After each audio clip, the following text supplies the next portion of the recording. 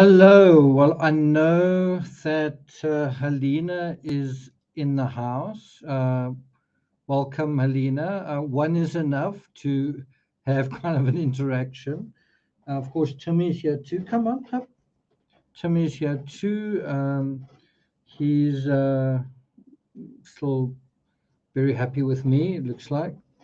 Do you want to lie back like Madonna and Child, except Nick? It's Nick and Timmy. So I'm not going to do what I did last time and sort of take you through art galleries or whatever, but I am going to take you to an article about that gallery that we were at. This came out quite recently as yesterday. It's a story about the current exhibition, Van Gogh's Darkest Symbol. Any idea what that's a reference to? Lynn Lippy, well done, you made it. Well done. Any idea what that darkest symbol is a reference to? And I'm going to put this article in chat in case you haven't seen it. It's a pretty good article.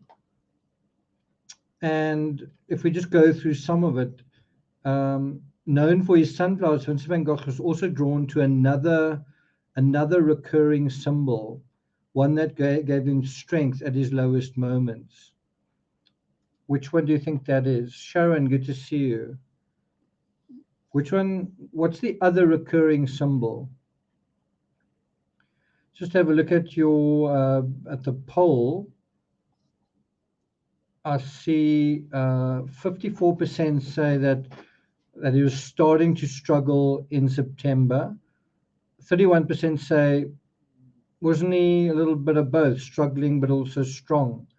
Only 8% say he was still strong and resilient, and then another 8% say it's hard to say for sure. Yeah, that's right, cypress trees. So I would actually have preferred you guys to have voted. And for those who haven't voted, those who maybe watching on replay or whatever haven't voted yet, now's your chance not to vote. The whole thing is that we want to figure out in this month of September what was going on with him. Was he starting to drink? Was he starting to lose hope? Was he starting? Did his brother announce that he was getting engaged or something? What happened in September that basically started the wrecking ball rolling? Or did nothing happen in September? Did the damage start? Did the unraveling begin from October onwards?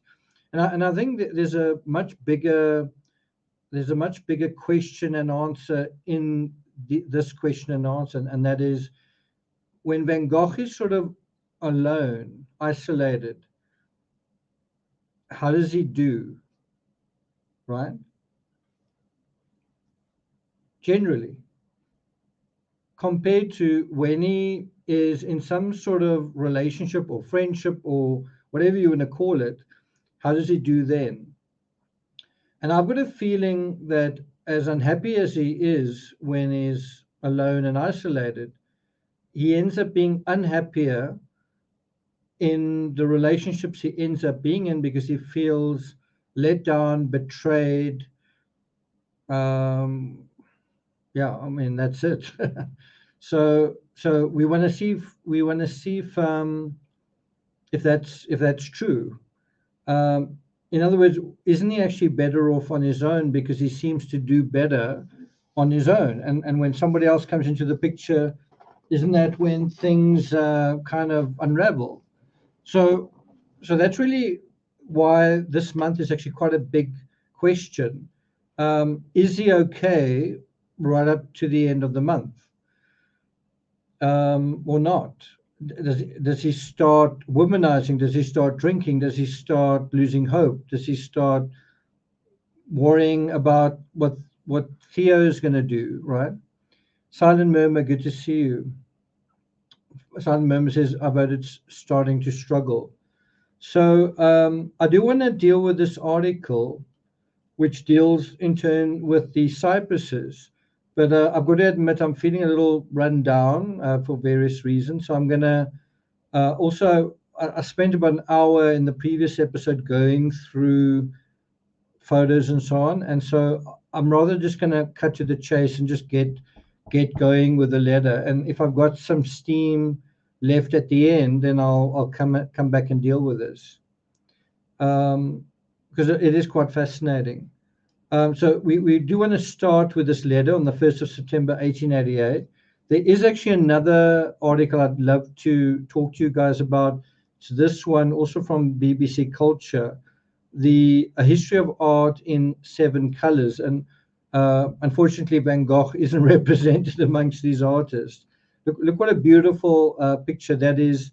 And obviously it's in orange, quite a little bit of sensual suggestion there. And so let's just quickly go through the pictures without really discussing them. This one is black, right? A black dress, I guess. This one is red, also in this case a red dress. Something tells me the writer of this article is a woman. Orange, again, a dress. Yellow, and this is depicted in Rembrandt. I don't think there is a better artist to sort of talk about when you're talking about yellow, although I wouldn't call it yellow, I'd call it gold. It's more of a golden light. And then green, that's this artist. Anyone know who that artist is? Right, it's don't actually know this artist myself. And then we know this artist, Monet, cobalt violet or purple. He certainly did seem to like that color until his eyes, got cataracts. And then white, lead white in James McNeill's Whistler's Symphony. So I don't know, I just thought that's quite interesting. We're not going to go into any detail, but I would like to come back to this article a little bit later. But we'll see if there's time. Carol Monteverde, good to see you. And so, are you guys ready to jump right in? Make sure you vote in the poll if you haven't already. Okay, so we're less than 10 minutes in. Let's get going. My dear Theo, a hasty note to thank you tremendously for the prompt dispatch of your letter. As it happened, my good fellow, my good fellow had already arrived that morning. I think he's referring to the postman there, very early for his rent. Okay, I guess that's not the postman, probably the landlord. He says, I had, of course, to commit myself today as to whether or not I would keep the house, because I've rented it till Michaelmas, and one has to renew or cancel the agreement in advance. I told my good fellow that I would take it again for 3 months only, or else by the month again. So supposing friend Gauguin comes and does not like it, we shall not have a very long lease on our hands. So can you see, he still doesn't have certainty about Gauguin's intentions, and that doesn't really seem to be bothering him. He's sort of flexible and is taking it in his stride. And then here is an early indication of how he's feeling. He says, my heart often despairs when I think of what Gauguin will say about the country in the end. And I think this is an early clue to what we're talking about. Does Vincent van Gogh despair on his own, or does he despair when he thinks about what someone else will say? When he thinks about, right? And there it is, kind of in a nutshell. Is he unhappy or despairing in and of himself, or is it the way someone else treats him, or the way he thinks of himself within someone else's perspective that really upsets him? What do you think the answer is? He says, the isolation of this place is pretty serious, and all the time you have to hack each step in the ice as you go from one day's work to the next.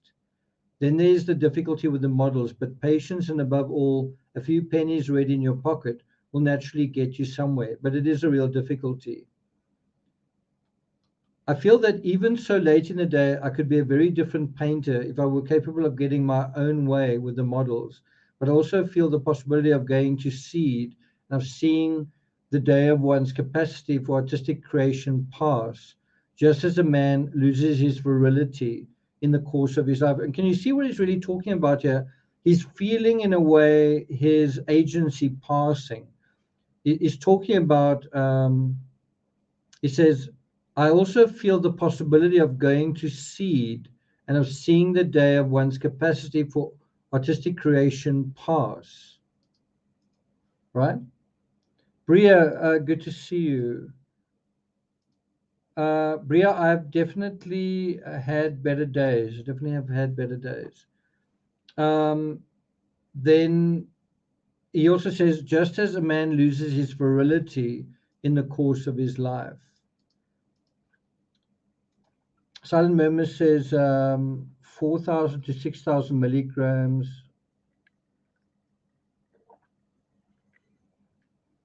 Okay.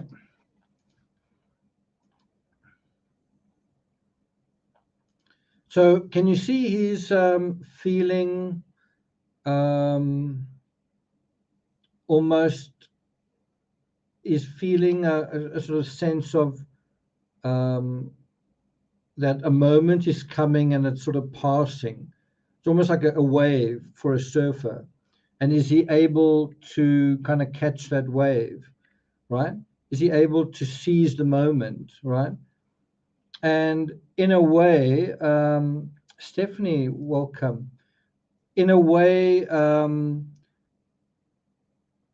with Gauguin's arrival, it's kind of going to make this whole thing of seizing the wave, seizing the day even more important. Because think about it, if you're I mean, let's take the analogy further. If you're a surfer and a wave approaches and you try and, you paddle and you try and catch it and it passes, well, it's no big schmooze.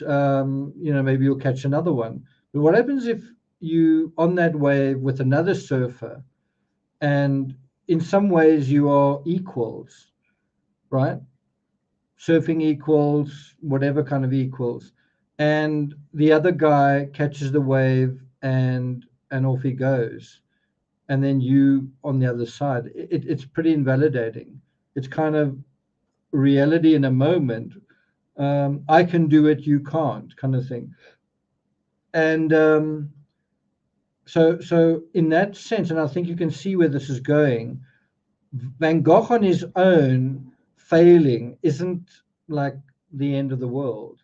But Van Gogh failing when the guy right next to him is succeeding is going to feel different, isn't it?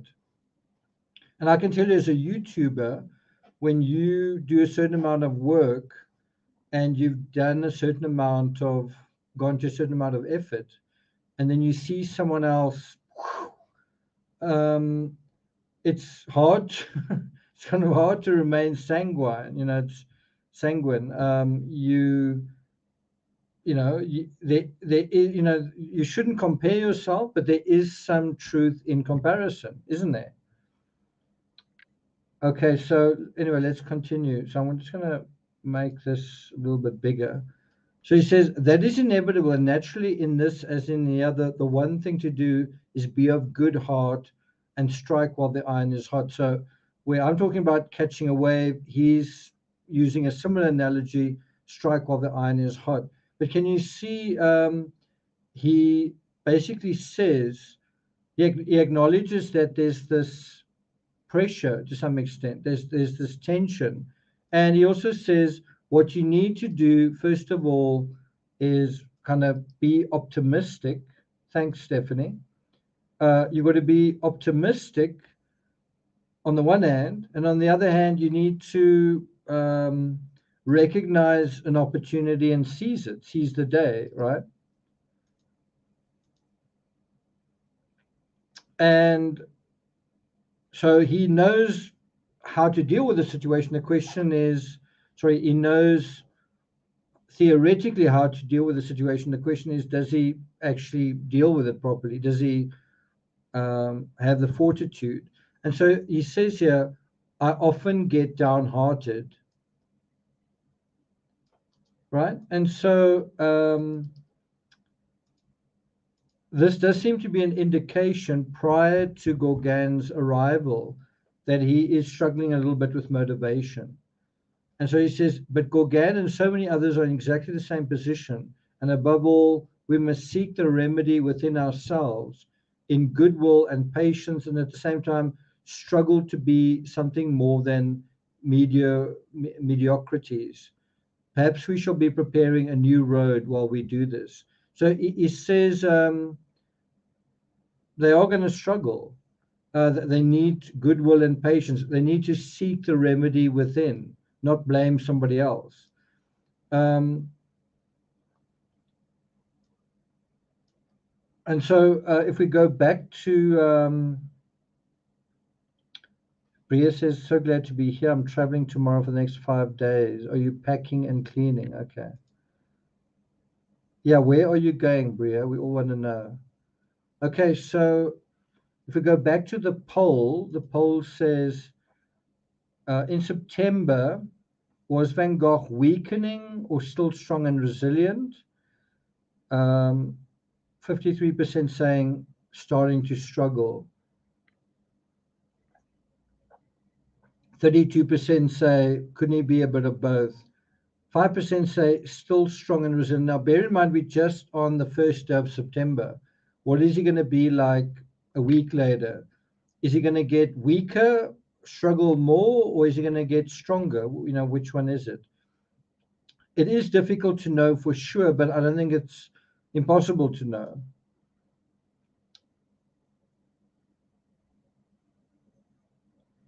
What does Silent Burma say? Bites, okay. Okay, so he says, I'm very curious to get your next letter giving a fuller account of your visit to Bing. Bing is a person, by the way. I'm not surprised at what you say, that after our sister went away, you felt a void. You must try to fill it. And what is there to prevent Gauguin's coming to stay with you? In this way, he could get his heart's desire of Paris and work at the same time. So it's quite interesting that he doesn't really seem to have his heart completely set on Gauguin staying with him. He seems fairly cerebral about it. Anyway, he says, only in that case, it would only be fair for him to pay back the equivalent of what you would be doing for him in pictures. It is a constant grief to me that comparatively I can do so little with the money I spend. So in this letter, he actually admits to feeling out of sorts. He says something about I could be a very different painter. He says my heart often despairs. He talks about real difficulty. He says he often feels downhearted. It's not something you actually see very often in his letters. He talks about his life being disturbed and restless. And he says, it is a terrible handicap for me that I don't speak the provincial patois. Am I pronouncing that right, Bria? How do you actually pronounce that second word, like phonetically?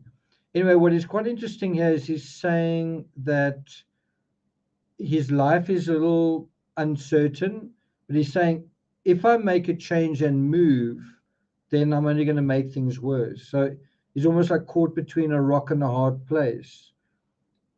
He feels stuck, but if he moves, he feels he's going to make it worse.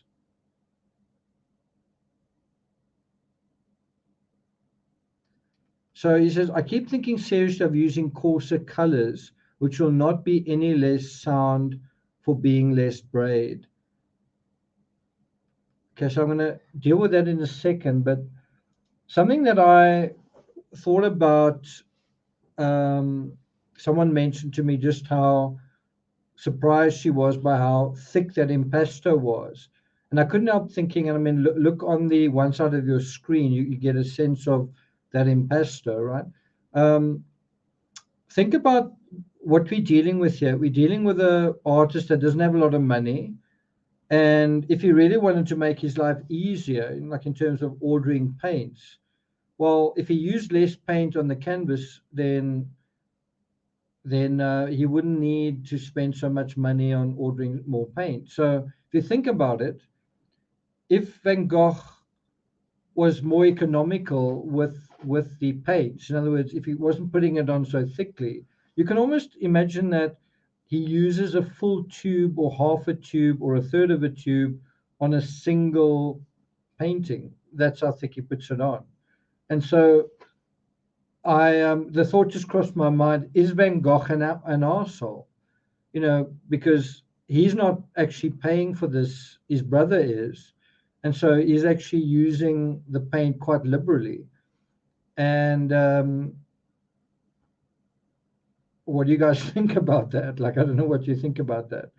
You know what I mean? Like, the paint is expensive. And not only does he paint like a picture in a very short time, like he seems to rush it, but he also like um, empties the tube virtually on every picture. You know what I mean? And he's not the person paying for it. So, although Van Gogh is quite a cerebral figure and quite educated, isn't this a bit of a dick move from him? His brother's paying for the stuff. Well, okay, well, just keep sending me stuff and I'll just empty every tube on every canvas. Do you know what I'm saying? Patois. Okay, that makes sense. The language that's spoken in a certain place. Okay. I think it's similar to vernacular, I think. Thanks a lot. Bria, I can't tell you how often I've sort of felt like I wish you were here to pronounce stuff. And this is one of the first times that you've been here and you have helped us with the pronunciation. So thanks a lot. Magical Mother says, but he wouldn't have been able to create what he wanted to. He probably didn't even think about the paint, just to paint how he wanted, make his own art. That's a fair point, but imagine if you were the one. Oh, I need another tube of white. Oh, and also blue, green, and yellow. But I just sent you one. Yeah. But it's finished, and then again and again and again and again and again. Right? I'm just saying that. I'm just saying that that's maybe something worth considering. Stephanie's quite amused by all of this. Anyway, let's go. Let's go back to the whole thing. So he says, often now I hesitate before planning a picture because of what the colors would cost us. And that's exactly the opposite to what I've been saying, is that he seems to just empty tubes onto his canvases. He says, you see all the same, this is rather a pity for the simple reason that we may have the power to work today, but we do not know if it will hold out till tomorrow. Well, he's absolutely right about that. He's actually only just got 2 years left to live, and out of that, chunks of time are going to be spent in the asylum. Not the best place to work, but of course that is where one of the world's most recognized artworks came from, Starry Night. He says, all the same, far from losing my physical strength, I'm regaining it, and my stomach is especially stronger. Whoa. What is he saying there? He says he's getting stronger. So in September 1888, he's actually saying unambiguously that his physical health, if anything, is still increasing, improving. Do you agree with that? On the 1st of September, he's basically diagnosing himself as strong, physically strong, in really good health. So 5% of you said still strong and resilient, the least of you. But it does appear from his own diagnosis here that he is still strong and resilient. The question, though, is is he strong and resilient physically and mentally, right? And I mean, above this, he basically was saying that, talking about my life is disturbed and restless, is talks about I often get downhearted.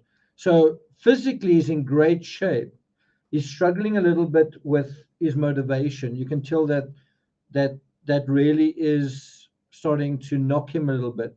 He talks about his virility passing. He talks about his capacity for artistic creation passing.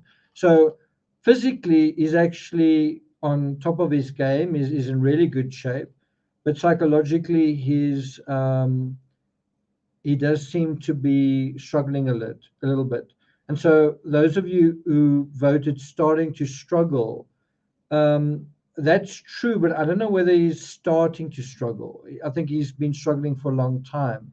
So I think couldn't he be a bit of both is actually probably um, one of the better answers. But of course, he is still strong and resilient.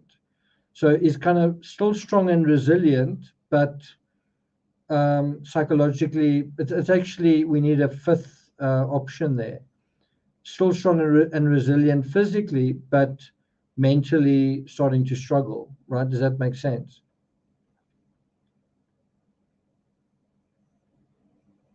I think when I wrote, couldn't he be a bit of both? I actually meant starting to struggle mentally and still strong and resilient. It's in reference to those answers. Anyway, I did change the order of them after the one poll ended. Silent Murmur says his mental health is undermining his sleep. Stephanie says, I'm so sad to know his journey where we are following now has only 2 years left. Yeah.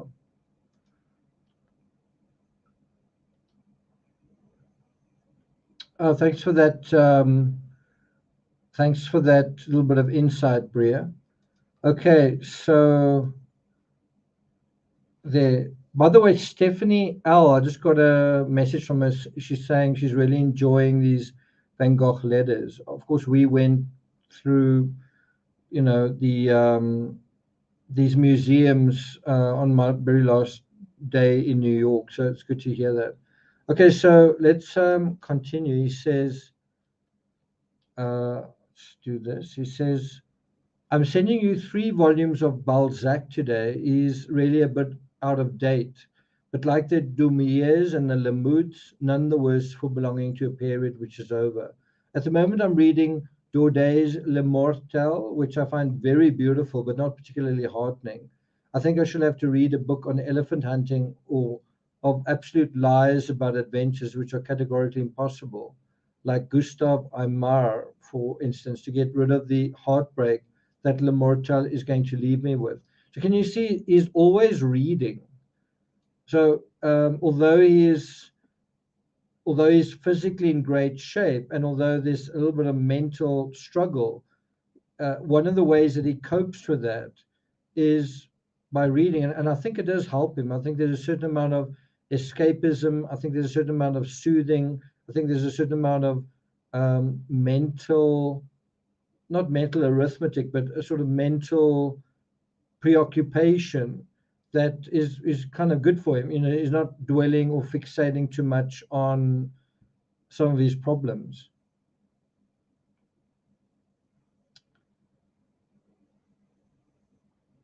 No, he didn't say he was losing his physical strength.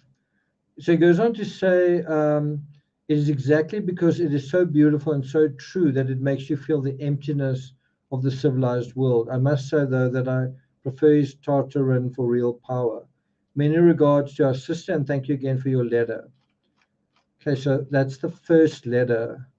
There's something like 8 letters to get through in September. So now we go to 3rd of September. My dear Theo, I spent yesterday with the Belgian, who also has a sister among the Vintistas. What the heck is that? Bria, any idea what that word means? Before I Google it.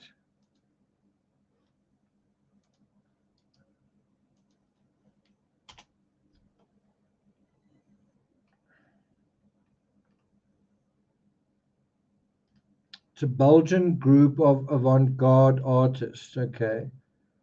20. Okay, so that's what that's all about. Okay. Right. So he says the weather was not fine, but a very good day for talking. We went for a walk and anyway saw some very fine things at the bullfight and outside the town. So, he's not having a bad time in all. He's going to bullfights, he's meeting folks. There's a certain amount of socializing going on. He says, we talked more seriously about the plan that if I keep a place in the south, he ought to set up a sort of post among the collieries. Then Gauguin and I and he, if the importance of a picture made it worth a journey, could change places and so be sometimes in the north, but in familiar country with a friend in it, and sometimes in the south. You will soon see him, this young man with the look of Dante, because he's going to Paris. And if you put him up, if the room is free, you will be doing him a good turn. He's very distinguished in appearance and will become so, I think, in his painting. He likes Delacroix, and we talked a lot about Delacroix yesterday. He even knew the violent study for the bark of Christ.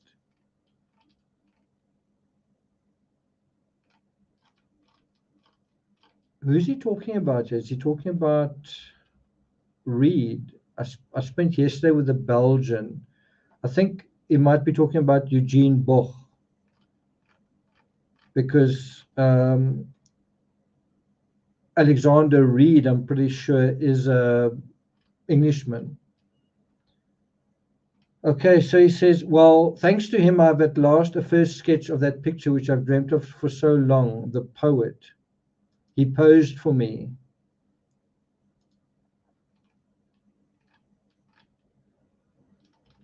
Okay. His lion head with that keen gaze stands out in my portrait against the starry sky of deep ultramarine. For clothes, a short yellow coat, a collar of unbleached linen, and spotted tie. He gave me 2 sittings in one day. Yesterday I had a letter from our sister who has seen a great deal. Ah, if she could marry an artist, it would not be so bad. Well, we must go on inducing her to develop her personality rather than her artistic abilities. It's quite a thing to say.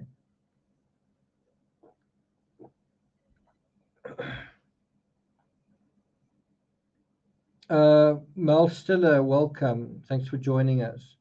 So he says, I finished Le Mortel by Daudet. So remember in the previous letter he was reading it.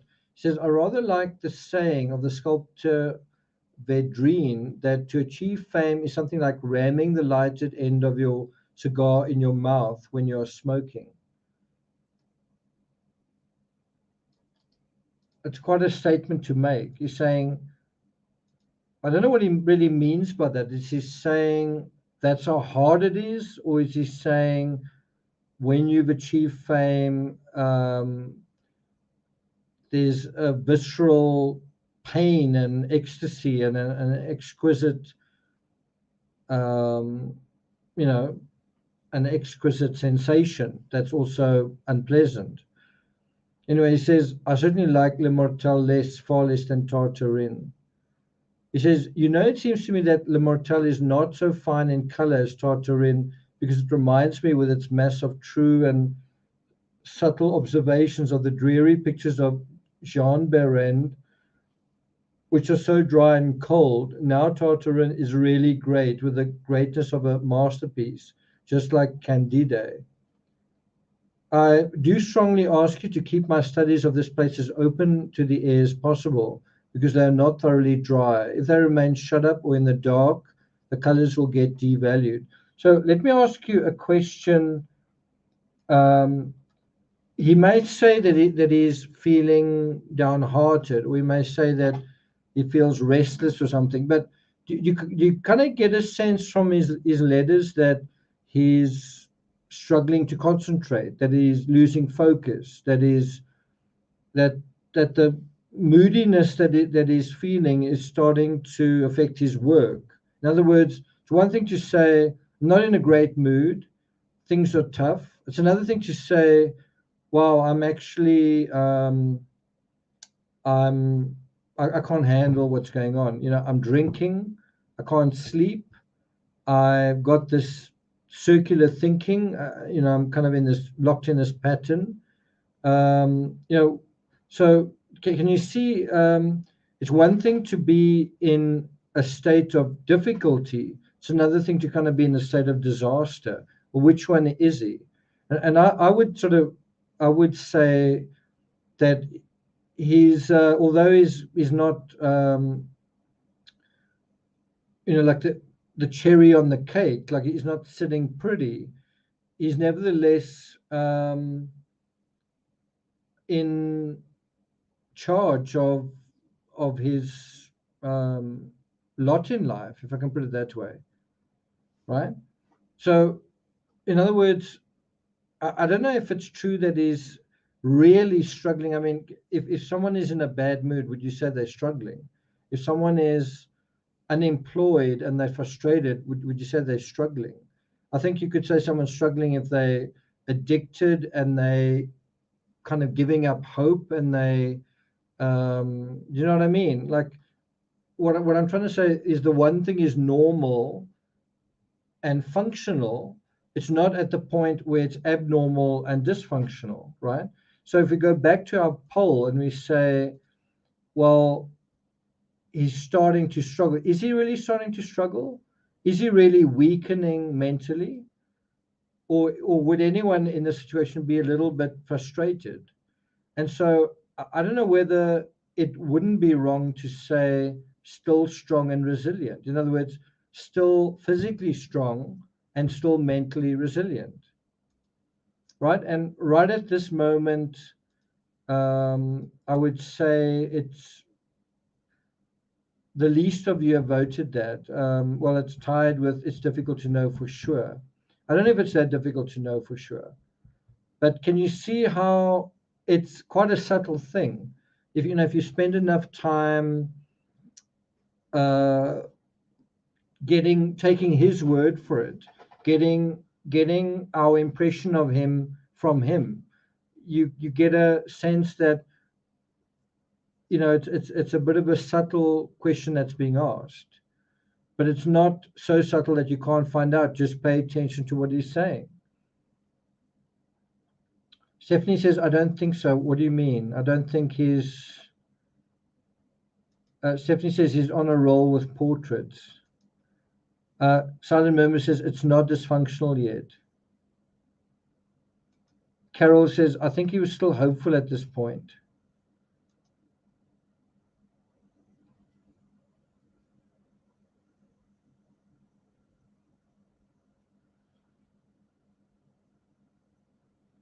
I'm still trying to see what Stephanie means.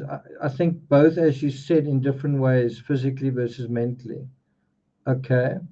I'm kind of just making the point that I think actually he's actually still quite strong mentally and physically, although he's in a challenging situation. But anyway, this is only the second letter. I mean, we're only going to know for sure at the end of September what is actual. So I mean, almost at the end of every letter, we can come back to the original question and say, how is he? Did he catch a cold? How is he doing physically? Did he get a stomach ache? Did he get food poisoning? Whatever. That's the physical side. The mental side.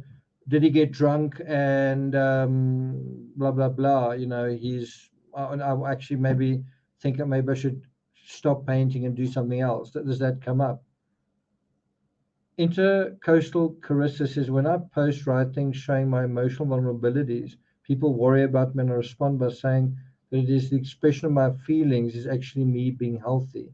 Well said. That's a really good point as well. Okay, I think I understand where you're coming from. Stephanie says, I don't think he's struggling. I don't either.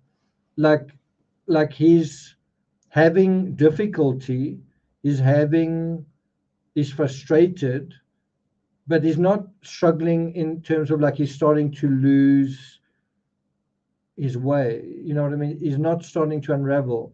He's having difficulty. Like struggle tends to mean you sort of losing it. I don't think he's losing it. I don't think he's losing it physically or mentally.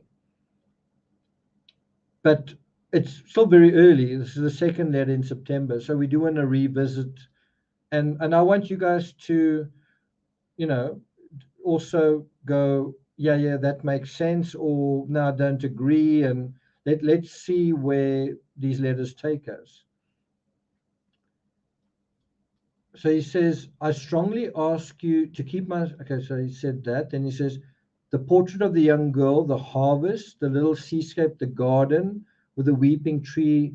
By the way, we actually saw this in the museum, this picture. That picture is actually in the museum. Let me see if I can bring it up quickly, that particular picture.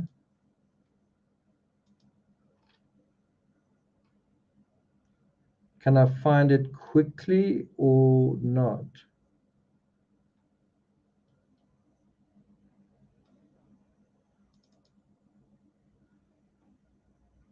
Is that picture that picture? Um,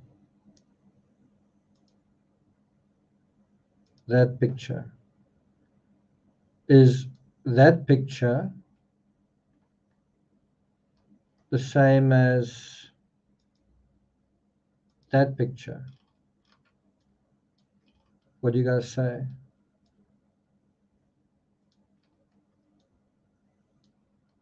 Is it the same?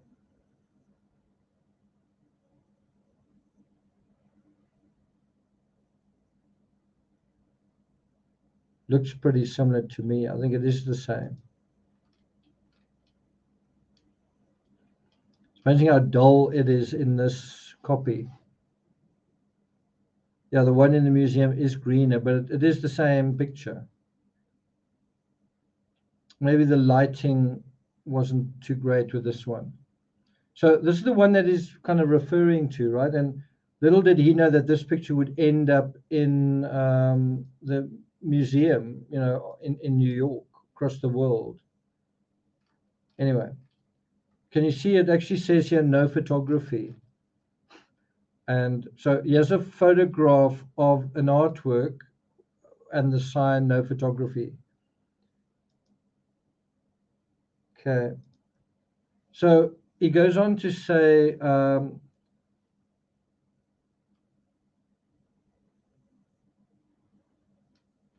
it seems to me that Le Mortel is not so fine in color as Tartarin.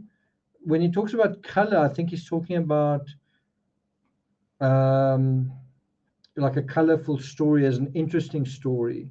Right? He's talking about a narrative. He's not talking about a picture, but he thinks of the picture in terms of. Sorry, he thinks about the narrative in terms of it being colorful. Right? He says it reminds me, with its mass of true and subtle observations, of the dreary pictures of Jean Bayran, which are so dry and cold. Tartarin is really great with the greatness of a masterpiece, just like Candide. I do strongly ask you to keep, hang on, sorry, I've gone a little bit backwards to the same thing. So he says, I'm having 2 oak frames made for my new peasant's head and for my poet's study. Oh, my dear boy, sometimes I know so well what I want, right?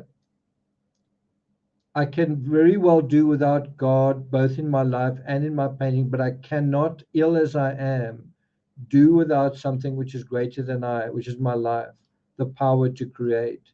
So here's a reference to him being ill, right?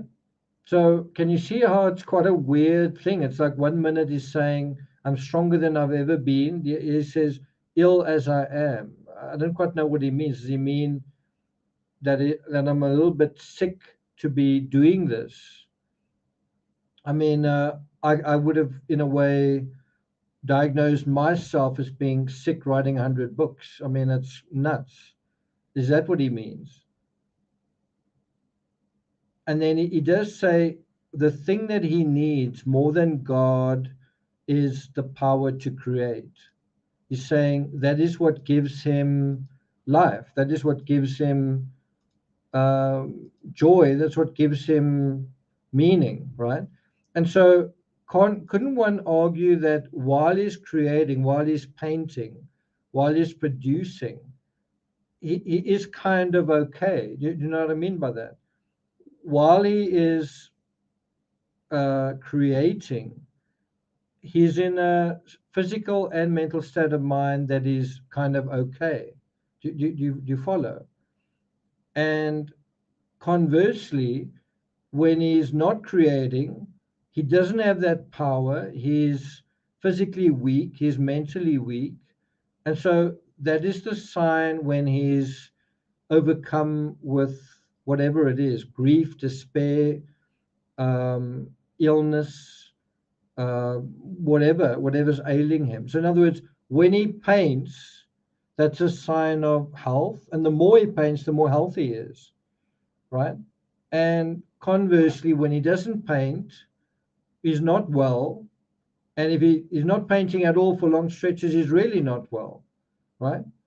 Does that diagnosis make sense? So that's the first question. The second question is, if it does make sense, then how does it make sense that he was at his most productive when he supposedly shot himself, right? And then right next to it, I think you've also got to ask, when he lost his ear, had he stopped painting before that? In other words, was he despairing just before he apparently cut off his own ear? And that's something we kind of want to look at, is what painting predates the ear. So in other words, we're going to go through his letters, and this is going to get quite exciting. We're going to go through his letters, and we know on what date he loses his ear. Well, does he say like the day before, I just really don't feel like painting, I'm feeling a little upset about stuff with Gauguin? Or does he paint till that very last moment? I suppose you could make the argument that you can be completely undone in just a moment, that just like that, you can kind of be very upset. But I would say that that level of being completely undone in a moment is a lot shallower than when you have a long process of unraveling and unraveling, and then you get undone within that process. Does that make sense? Yeah, well, that's also a really, really good point. That's also a really good point. There you go. Cool. Okay, so, but I mean, it's important for him to be saying this, not for us to be putting words in his mouth. He's saying, here it is. I can very well do without God, both in my life and in my painting, but I cannot do without something. I cannot do without the power to create. And if defrauded of the power to create physically, a man tries to create thoughts in place of children, he's still very much part of humanity. And I have to say, I've had those thoughts myself. I've had, the thing of, you see your friends with children, you see not even friends, but just people that you know with their own children, and then you wonder, should I have children? And then you also think, well, what have I done with, what have I done with my time? What have I done with my life force? What have I done with my energy? And he says a man tries to create thoughts in place of children. And if he does that, he's still very much part of humanity. And I really think that is very true. Well, it's true if you certainly are a, what's the word, a thinker that has made sense of the world. I mean, I think you can be an idiot, you can be a hedonist that doesn't have children. But I mean, we are dealing with someone who did leave a legacy in terms of his thoughts, in terms of his letters, right? And I don't really think it necessarily needs to be one at the expense of the other. I mean, I don't have kids, and I've written 100 books, and I've tried to create something special in terms of my YouTube analysis and so on, and my journeys through America and that sort of thing.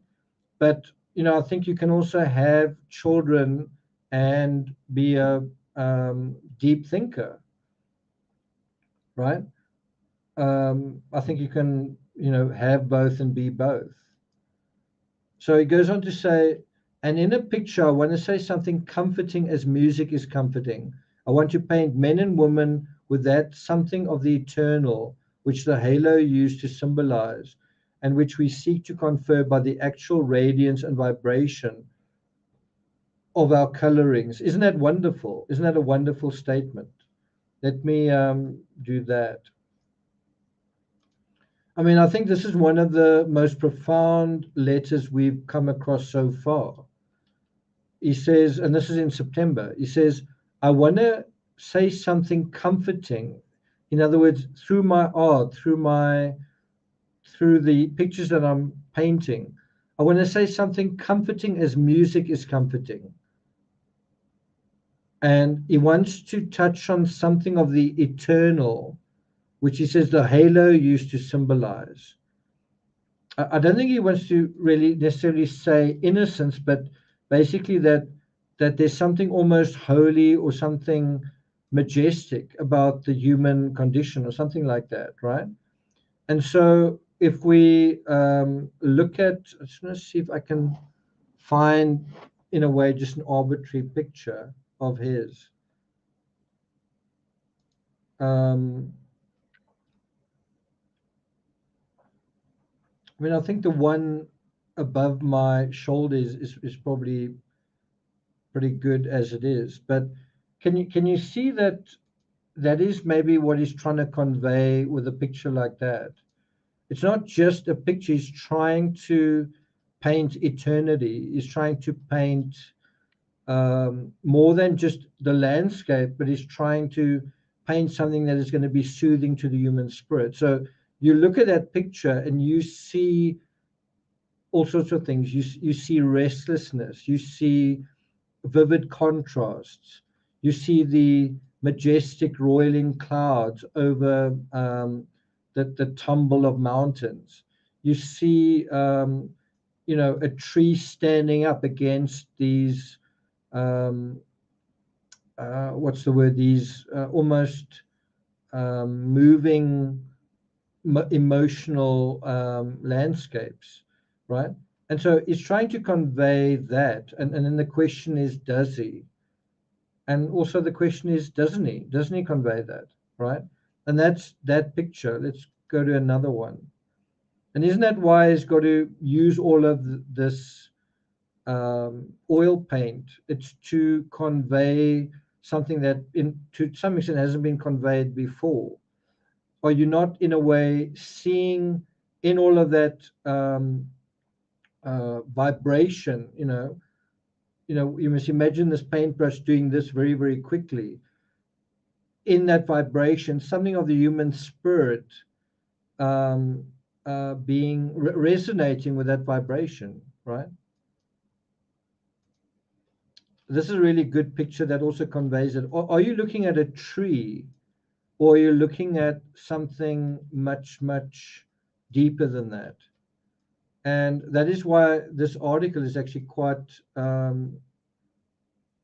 astonishing, this one here, where if you just look at some of the descriptions of these artworks, I'm not going to deal with Starry Night, but if you look at the description of that picture, it says the following.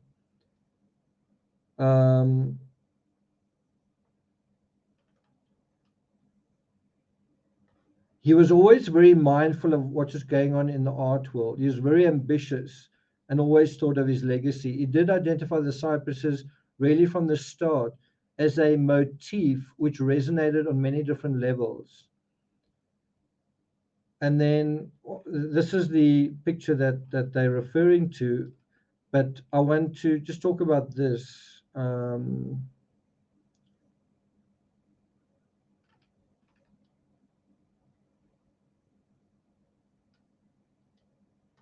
Van Gogh persisted in making cypresses a vehicle for artistic singularity.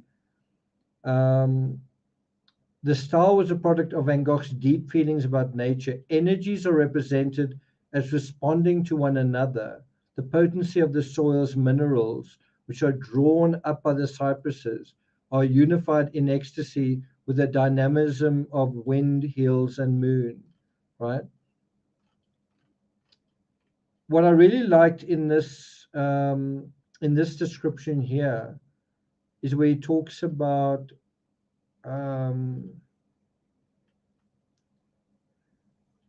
he appreciated these were century-old trees, and by the way,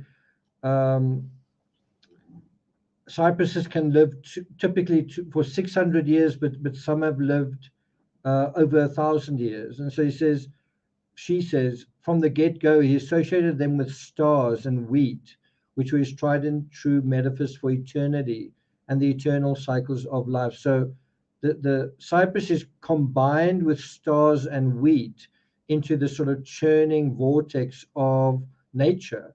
And then she writes, or she says, they stood for millennia, these trees obviously, as protectors and guardians of the countryside from the fierce northerly mistral winds. And so when you look at these trees in that respect, you can see how, in a way, he is tapping into this idea of the eternal, right? I mean, he talks about this in his letter. He talks about, I want to say something comforting, but with in respect to something that is beyond just for now, right? He's talking about where does he say? I want to paint men and women with that something of the eternal. There it is. I want to paint men and women with that something of the eternal, and which we seek to confer by the actual radiance and vibrations of our colorings, right? And so, although he says that, he's also, I mean, bear in mind, he wrote this letter in September 1888. He would be painting cypresses and convey that radiance through the cypresses about the world, the timelessness of the world, of nature, in a sense, right? So can you see what he's trying to do is tell a powerful story through his art, through his colors, through his technique. And the amazing thing is that he, in a way, does reach the audience. I mean, I've got to say, most of Van Gogh's art I really don't like. I find it very weak. I find it the skill level to be very inadequate. But having said that, there are exceptions which are powerful, which do reach you, which have wonderful what do you call it? Wonderful um, sort of waves of color. And the picture behind me is one example of that. I don't know if you guys agree with that. Okay, so he goes on to say, portraiture, so understood, does not become like an airy Scheffer just because there's blue sky behind, as in the St. Augustine, for airy Scheffer is so little of a colorist. But it would be more in harmony with what Eugene Delacroix attempted and brought off in his Tasso in Prison. Let's see if we can have a look at that picture.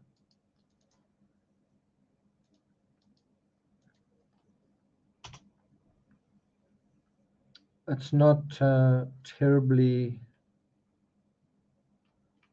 Eugene Delacroix.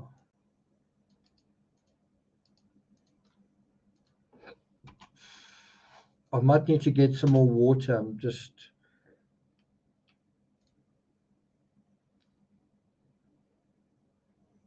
What's actually this one is called Tasso in the Madhouse, which is really ironic given where Van Gogh is about to end up himself. Can you guys see that? Um, it's really amazing that he knows these artworks off by heart. I don't think it's a terribly nice picture, but I mean, it's not a lot of color there. What's resonating so much with Van Gogh in this particular image? He says, representing a real man. Ah, portraiture with a thought, the soul of the model in it. That is what I think must come. So, can you see, in a way, he's caught between trying to capture something eternal, something transcendent in one person, like drawing one person's face, drawing a man, drawing a woman, drawing a child, and then capturing something of the overall human spirit. Not a child, but all children. Children not just in France, but children around the world in different eras, right? Is trying to do something really big. Same with a mother. Sorry, the same. If he paints a woman, he's not just painting a woman. He might be painting a mother and representative of all mothers, right? If he's painting a postman or a father or a whatever, a man, is painting a particular what's the word, archetype. That's kind of what he's getting at. Whether he succeeds is another story.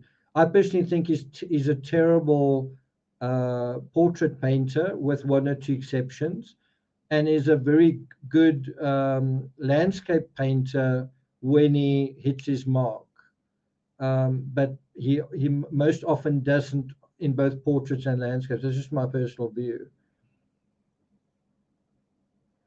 Um, I think what caused him to think about what a real man is the books that he's reading, but also he is, I think, faced with that question himself. I don't have a woman in my life. Um, yeah, that's that sort of thing. You know what I mean? It's like, um, and so it's a question he's asking personally and privately, but it's also a larger question that I think he's interested in, which the books that he's reading touch on. That's just my opinion. Anyway, he goes on to say, the Belgian and I talked a lot yesterday about the advantages and disadvantages of this place. I think he means the South. We quite agree regarding both, and on the great advantage would be to us if we could move now north, now south. He's going to stay with McKnight. Remember, that's the American, so as to live more cheaply. That, however, has, I think, one disadvantage, because living with a slacker.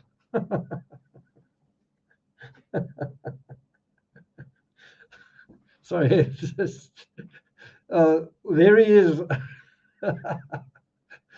Calling. There's when Gogh calling a spade, right? You can see he can be quite a judgmental arsehole. So Yeri is really what's the word, um, uh, expressing absolute judgment on his fellow artist. I mean, one minute he's this benign, almost godlike figure who wants to capture the human spirit. The next is really demeaning his fellow artist. I don't know whether I don't know whether he's right, but I sort of feel like I think he's maybe wrong. Um, anyway, he says he's going to stay with McKnight, which is the American artist. Or didn't he have a? It wasn't his name Dodge or something like that. Just check. I think it's something like something starting with a D. Yeah, Dodge McKnight. And he seems to think that Dodge, the American artist, is a slacker. Is he right? I don't know. But I don't know. Sometimes Van Gogh can be kind of mean. I don't know what you think. Okay, so anyways, so he says, I think you would enjoy meeting him, and he's still young. I think he will ask your advice about buying Japanese prints and Dumier lithographs. As to these, the Dumiers, it would be well to get some more of them, because later there will be none to be got. Um, the Belgian was saying that he paid 80 francs for board and lodging with McKnight. So what a difference there is in living together, since I have to pay 45 a month for nothing but lodging. And so I always come back to the same reckoning that with Gauguin, I should not spend more than I do alone and be no worse off. But we must consider that they were very badly housed, not for sleeping, but for the possibility of work at home. So this is really important that it's really important to bear this in mind is that, I've made the, let me just bring myself in a little bit. I've made the sort of argument, or I've made the assertion that Van Gogh seems a little profligate. He seems to be wasting money by, squeezing so much paint onto his canvas or whatever. And although that's one thing to bear in mind, the other thing to bear in mind is there are very few people that are as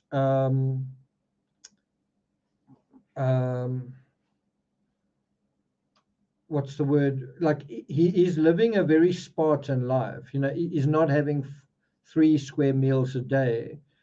He's not like living in the lap of luxury. If he is going to a brothel, it is not every day or even that often. In other words, he's sort of do you know what I mean? What's the opposite of someone who's um, yeah, Stephanie says he dishes out the criticism, not very good at accepting it. What I'm trying to say is that Van Gogh has been used to living within his means, right? Like since he was, I guess, in London, but for so many years he's not had an excess, right? Do you know what I mean? He's often in a situation of what anyone else would consider hardship. And in a way, he's become inured to it. He's sort of become used to not eating a lot, not having the best accommodation, not having new clothing, all that kind of thing, right? And um, now someone is going to join him, and do you think that they have the same approach to self-discipline? So, in other words, he's saying when Gauguin joins me, it's cool because we're not going to spend more than I do alone, and I'm not going to be any worse off. Do you think that that is realistic? So basically, when he thinks of Gauguin joining him, he basically thinks that Gauguin is going to be another version of himself, another artist just like him, and then it's just going to make sense that, well, they're sharing lodging, and so the expenses aren't going to change at all. Well, do you think that that is realistic? Number one, and then number two, do you think that is what happens? That Gauguin joins him and the expense account stays exactly the same, and also that Van Gogh doesn't really change any of his habits. What do you think? And I can tell you, as someone who traveled through America, I can tell you that when I encountered um, certain people along my journey that wanted to share parts of it, whether it was half a day or whatever it was, um, you kind of have the same almost tug of war, which is, well, I'm used to running around all day and taking photos all day and not eating or sleeping, not all day, but just, getting through a day with a very kind of a hectic schedule. I know I'm not going to be here for very long. I need to make it count. I even just overrode doing YouTube videos. I was just like, well, I don't really have time for that, right? And someone else might be coming from their home or from wherever, and they want to have a nice meal in a nice restaurant. And I can't do that every day, and I also can't. Once I can't stay in a nice hotel, but I'm not in a scenario which is why when I stayed in that executive suite, it was like what a nice surprise, because I'd stayed in very ordinary accommodations all that time. So what I'm trying to get at is, um, you can have a situation where um, someone is operating on a particular system, whether it's economics, whether it's time, whether it's self discipline, whether it's whatever, and someone else just isn't on that on board. They've got other things that they care about, and it's maybe not really going to work. And isn't that the case with Gauguin and Van Gogh? Is that Gauguin is a guy who likes maybe a really nice steak, and he likes maybe regular whatever intercourse with women. I don't know. Maybe he also likes a decent wine. And although Van Gogh isn't like what's the word, is a refined dude in a sense, he's educated, he's civilized.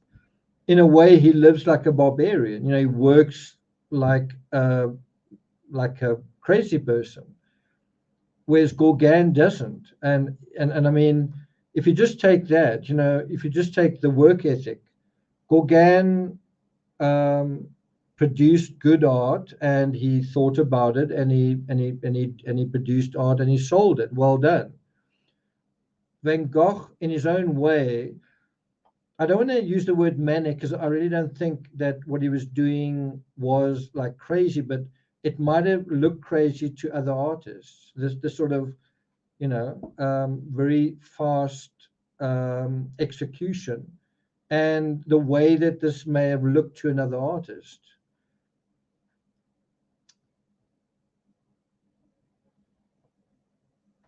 And so when you compare the two, the one can undermine the other, but separately they are each their own person. Stephanie says, "I loved your energy; it was contagious." But the thing is, I don't think Gauguin liked Van Gogh's energy. I think Gauguin is a very, I don't know what the word is. Is more of a kind of a brute artist, um, whereas Van Gogh was kind of a almost like a tramp artist.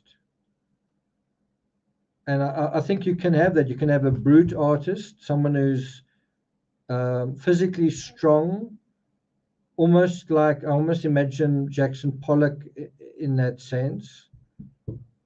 Anyway, you get some artists that are strong, like Hemingway. You get a sense that means a lot to them, and they try and project that. And you get another artist that's like a scrapper, or an author that's like a scrapper. Anyway, he says we must consider that they were very badly housed, not for sleeping, but for the possibility of work at home. So I'm always between two currents of thought. First, the material difficulties, turning round and round to make a living, and second, the study of color. I'm always in hope of making a discovery there to express the love of two lovers by marriage of two complementary colors. Their mingling and their opposition, the mysterious vibrations of kindred tones, to express the thought of a brow by the radiance of a light tone against a somber background. What a beautiful paragraph, right?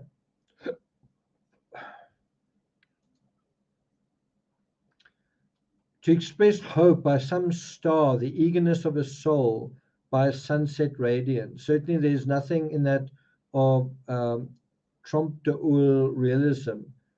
Is Bria here? Bria,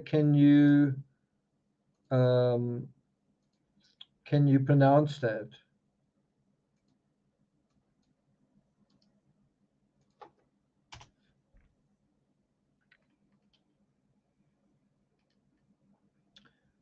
Trompe l'oeil means deceive the eye.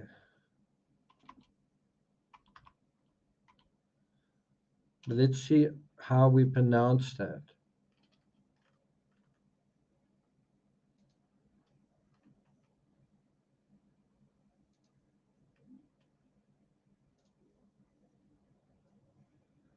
How do we pronounce that?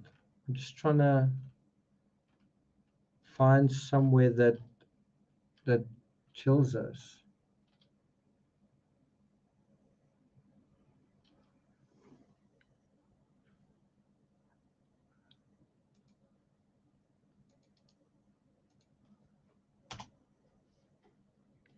Shows us.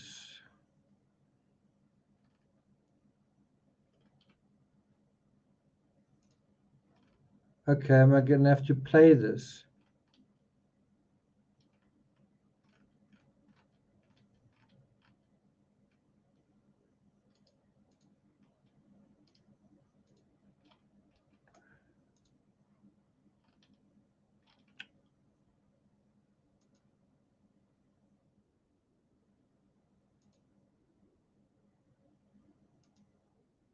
Almost sounds like Trump. It means painting that is so realistic that it seems three-dimensional. Trompe l'oeil. Okay. Happy with that.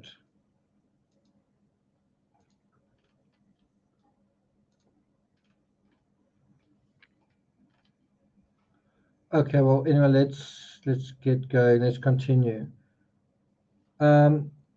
But isn't it something that actually exists? Goodbye for the present. I will tell you another time when the Belgian may be leaving, because I shall see him again tomorrow. With a handshake, ever yours, Vincent. The Belgian says that his people at home have a de Gauguin, the study for the Benedicte in the Brussels Museum. The portrait of the Belgium is something like the portrait of Reed, which you have in execution. So his brother already has this picture. Kind of looks like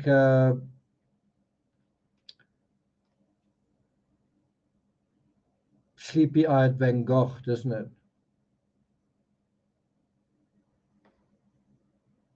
Anyway, let's go on to the next letter.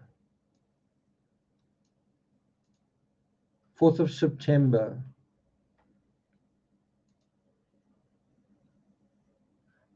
My dear Theo, I'm writing you as I wait for Bach, the Belgian who's leaving early this morning. He's already 33. He's spent 10 years in Paris, and in traveling, his sister is older than he is. Although so far he hasn't been up to much as a painter, if on his return to his own country he can at last shake off his slackness,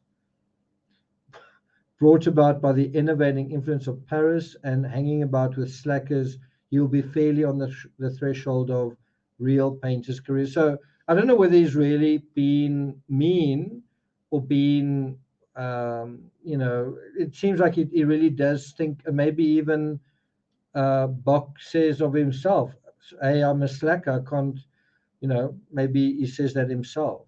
I mean, there's quite a lot of reference to that. Slackness, slackers, blah, blah, blah. He's very much a Belgian, for in his conversation and his manners, I can easily recognize the accent of his country, the timidity of those miners. Remember, Van Gogh worked in the Borinage in Belgium.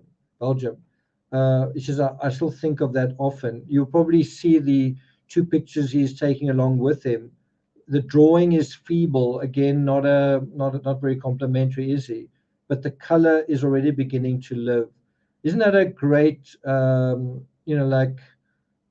great, very concise description of how he thinks about somebody else's art? The color is beginning to live. And I think the color is beginning to live in Van Gogh's art as well, right? He's also becoming an artist, even if he doesn't realize it. He says of Bach, he says, his sister may be traveling in Holland, and I've thought vaguely that I would like her and our sister to meet. I always hope that through us, is it Wilhelmine? will manage to marry an artist. To bring that about, she ought to be a little in the movement.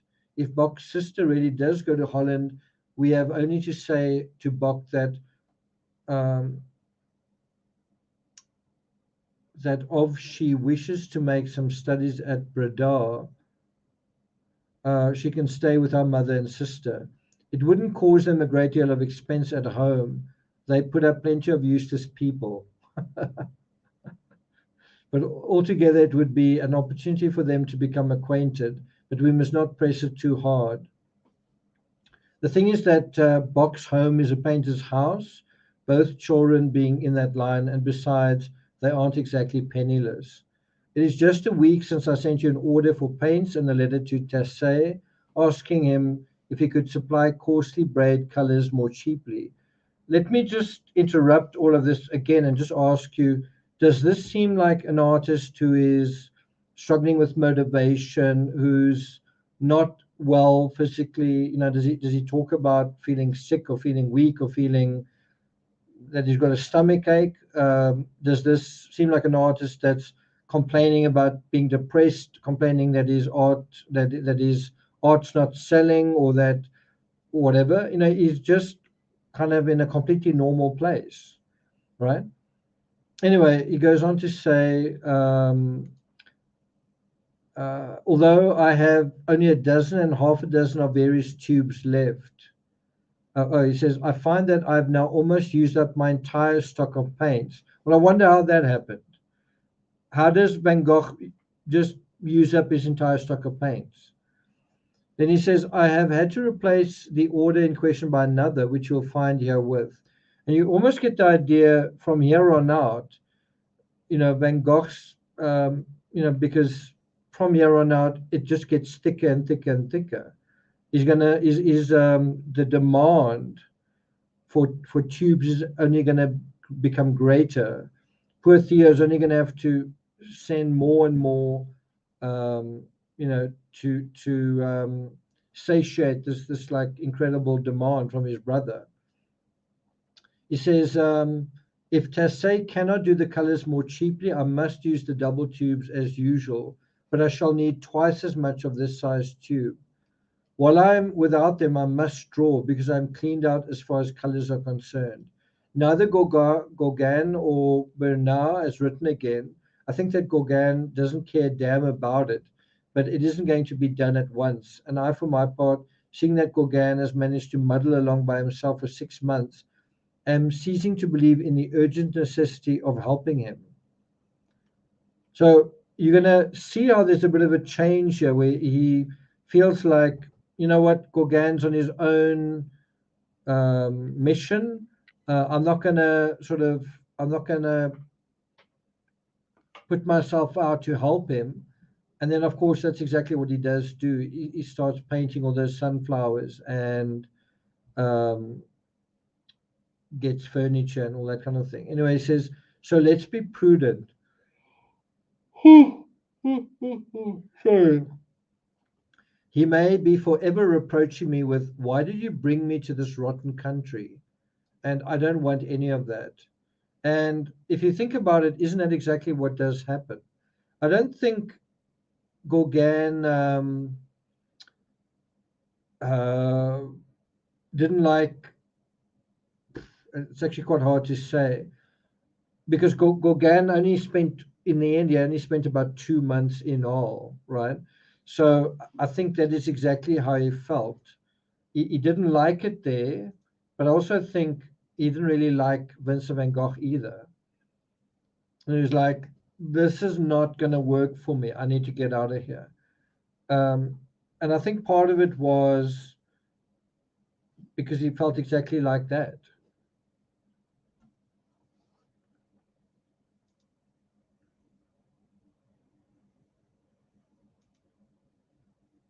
It's a good point. I mean, is a real man Van Gogh sensitive, um, obsessive, emotional, or is he not? Is Stephanie L here? I see Stephanie. Oh, Stephanie L is here. Wow. Um, yeah, I still do want to see Brooklyn. So it's not like that I don't want to see Brooklyn. I also want to see Brooklyn Bridge. I just didn't quite, I didn't really have enough time. And the way I saw it was try and do what you can do almost in concentric circles around where you are, if you know what I mean. Like do what's nearby, you know, and then you just sort of go further and further and further. And I sort of did that, although I don't feel like I've really even seen Koreatown. But I mean, when I go to America again, I'll land in New York and I'll spend 3, 4 days there, and that sort of thing. Okay. Silent Murmur says, I wonder if Van Gogh admired Gauguin's ability to be less affected by things. I think he admired Gauguin because Gauguin was basically a successful artist. He was selling, and because he had an approach that I think he just respected. I think he didn't like, or he was upset by the fact that Gauguin kind of looked down on Vincent. You know what I mean? I think Vincent kind of hero worshipped Gauguin, and Gauguin didn't sort of almost hypothetically respected Van Gogh, but when they lived together, he thought, "Geez, I can't really deal with this. The way you paint is just nuts. You know what I mean?" And I think that was something that Van Gogh took quite seriously. Yeah, definitely. Thanks, Bridget. Okay, so let's continue. So he says, naturally, we can still remain friends with Gauguin, but I see only too clearly that his mind is elsewhere. Well, how is that for kind of an omen? Well, he's totally right about that.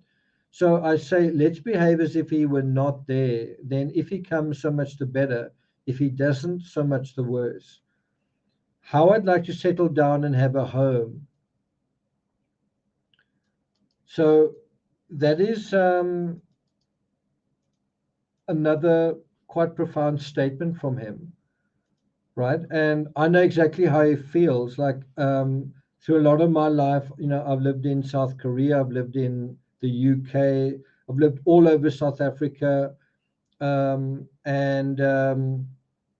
I know that feeling. I also know as a writer that it's very, very hard to have like the carpet pulled out from under you, but no, no, no, you must still concentrate, you must still create, you must still be consistent. It's really, really hard. And it's not just that, it's also if um, you're in a situation of uncertainty, you know, in terms of where you stay, it's very, very unsettling, and it doesn't. In other words, in order for an artist or an author to focus on their work, they need to not worry about losing the roof over their heads, right? Yeah, that's also true. And one does wonder, if Van Gogh didn't lose the yellow house and he didn't lose his ear, and he just was allowed to stay somewhere for a year, what could he ever produced? I mean, he was, if you think about it, he is in all and he starts getting somewhere, and then that whole thing is interrupted. Then he goes to the asylum, and that's where it ultimately produces um, uh, Starry Night, right? Can you imagine if there was no interruption between all and the asylum? He could have produced 10, 20 Starry Nights. I don't mean like actual Starry Nights, I just mean seminal works, right? And so actually what happens is between now and his death, he's got to move 3 times. And both of them are very jolting transformations. It's he goes to all of this effort to create this home for himself, and I guess Gauguin to some extent, in all. Then he loses that. Then he goes into an asylum, which is kind of like a horrible, you know, airy transit lounge. You know, how can you settle down in a situation like that? It's like a hospital. People shouting, and you know, like, can you really make your room your own, kind of thing, you know? And then he's got to go from there to another place in an inn a couple of months later.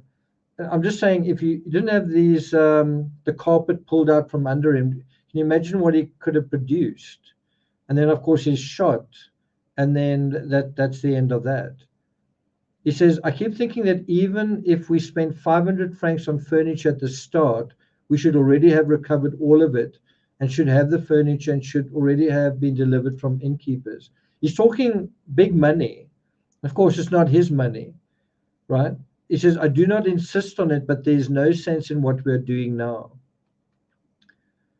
So he's kind of trying to sow the seed in Theo's mind. And that's the other thing, is Theo actually seems to be doing quite well. Theo doesn't say, sorry, brother, I'm struggling, or sorry, this. Theo's actually, you know, doing so well that he's going to feel, and someone else is going to feel that he's marriage material, not too far into the future. Anyway, he says, here there will always be artists coming and going, anxious to escape from the severity of the North. And I think myself that I shall always be one of them. It's true that it would probably be better to go a little lower down where we'd be more sheltered. It's true that it wouldn't exactly be easy to find, but that's another reason for settling here. For the cost of moving from here to Bordighera, for instance, or else somewhere near Nice, could not be enormous. Once settled, we would stay there all our lives. It's a poor way of doing things to wait till one is very rich. And that is what I do not like about the de Goncourts, that whatever the truth of it may be, they ended up by buying their home and their tranquility for 100,000 francs. But we'd have it at less than 1,000. So far as having a studio in the south where we could give someone a bed goes. I'm quite sure if that's a typo. Chelsea, good to see you. I feel like I should be fluent in French since I live in Canada. You should be.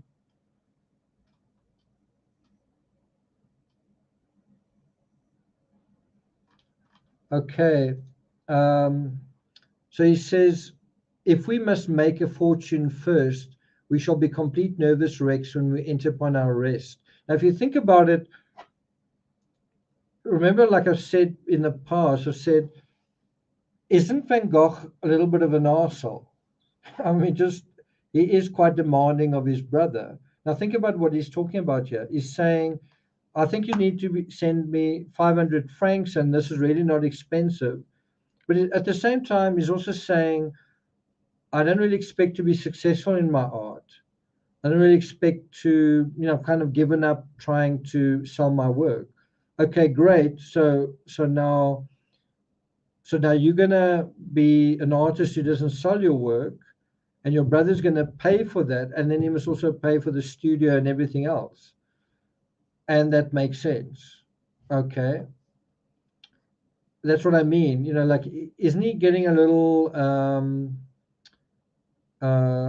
what do you call it? When you ungrateful, I think is the word. Isn't he getting a little ungrateful? Then he says, I guess we can all be at times. So he says, it's better to put other people up than to have nowhere to put oneself up, especially here where lodging with a landlord doesn't get you the sort of place where you can feel at home, even when you pay for it. As for Gauguin, perhaps he's letting himself drift with the current, not thinking of the future, and perhaps he thinks that I shall always be here and that he has our word, but it is not too late to withdraw. And really, I'm strongly tempted to do so, because failing him, I should naturally think of another partnership, whereas at present we are bound. All the same, if Gauguin can find enough to live on, have we the right to bother him? I avoid writing Gauguin for fear of saying too bluntly, look, how many months we have managed to get here, get the wherewithal to keep us in lodgings, and yet all the time pretended we couldn't afford to join hands, and meantime wearing ourselves out for the time to come. I think there is a little bit of that going on. Is that what is the big difference between what happens right now and compared to what had preceded it and what is going to follow? Well, in a way, Van Gogh is starting to get his hopes up. He's starting to feel like, wow, I'm going to be meeting Gauguin. It's going to be so exciting. We're going to be bros. And, this is the beginning of a beautiful friendship. Well, actually, no, it's the beginning of disaster. And isn't he getting himself a little worn out with, what do you call it? Isn't he getting a little bit worn out with his own expectations? And I think I've said to you guys before, when I was a little child, um, sometimes when a best friend was going to come visit, then I would go and wait for that friend on the front garden. And sometimes I'd wait an hour and then the friend would arrive and then it would be great. Sometimes I'd wait 2 hours. Sometimes I'd wait half a day and then there'd be a call coming saying, oh, sorry, I got caught up with this, blah, blah, blah. Do you still want, it would be the friend's mother calling, do you still want him to come over? Yes, yes, yes. My son's been waiting all day. Yeah, but it's already 2 o'clock. No, it's fine. I'm just saying, you can kind of have that situation where the anticipation, I don't know if the word is desperate. The anticipation is so desperate that it actually, in a way, um, um, flows over into the actual experience and in a way spoils it. I guess it's a little bit like you fall in love with someone um, before you've actually met in person, right? And you might start imagining things with them. You might imagine interactions, whatever. You may even imagine some kind of sexual thing. And then when you actually meet that person, in a weird way, the imagined experience and the imagined, what do you call it? All of that fantasy stuff is almost something that the real person can't compete with. And then, in other words, reality and that person in that reality ends up being really disappointing. And isn't this what Van Gogh is going to start doing?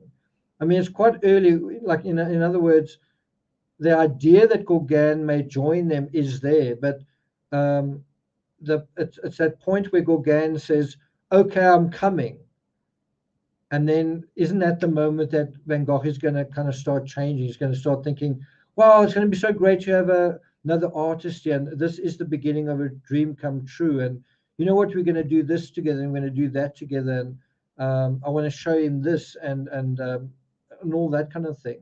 And then by the time Gauguin gets there, Gauguin turns out to be kind of a jerk, and Gauguin thinks of Van Gogh as a nutcase. And so it isn't this all that Van Gogh thought it would be, and that is why it's such a disaster. So in other words, the great expectation and the greater expectation, the greater the disaster, because you created this thing in your mind, and then the reality is the reality is so different that it's actually devastating. Meanwhile, if you just weren't even thinking about it, you could just take everything at face value and, oh, it's nice to see you, whatever. Um, right? Do you follow what I'm saying? Is that in a way the um, the needle that bursts Van Gogh's balloon is this whole thing of a friend coming to visit, but it takes quite a while to get there. And then the balloon inflating in Van Gogh's mind because he's a lonely guy, because he's working so incredibly hard.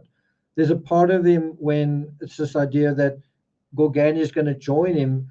There's a part of him that sort of imagines this relief that he's not going to be lonely all the time. He's going to have someone to talk to at night. There's so much that he can do. But meanwhile, Gauguin's got a totally different idea of how he wants to spend his time.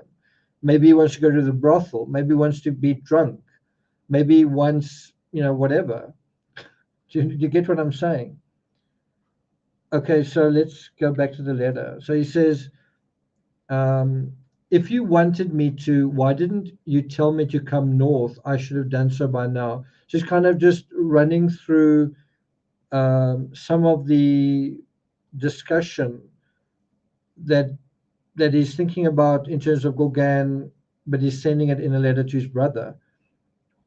He says it would have cost a one-way ticket at 100 francs. So this gives you an idea just how much these tickets cost. A ticket to all basically and back from Paris is going to be about 200 francs, right? So I just want you to think about this.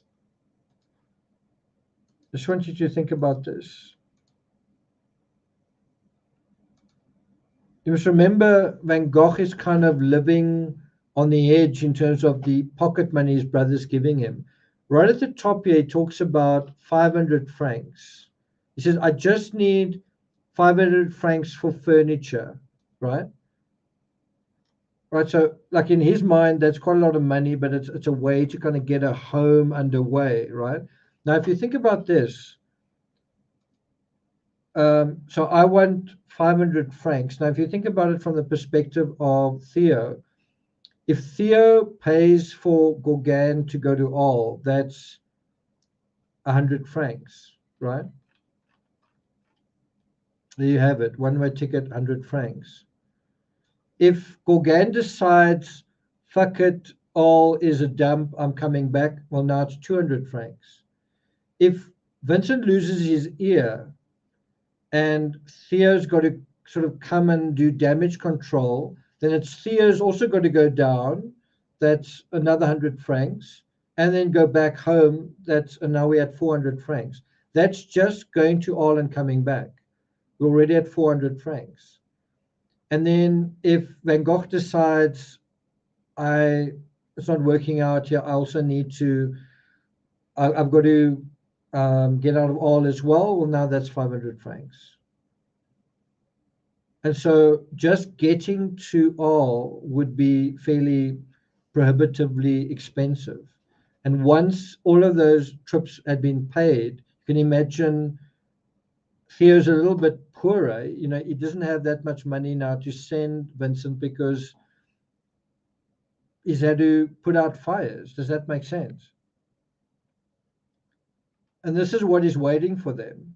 This is what's waiting for.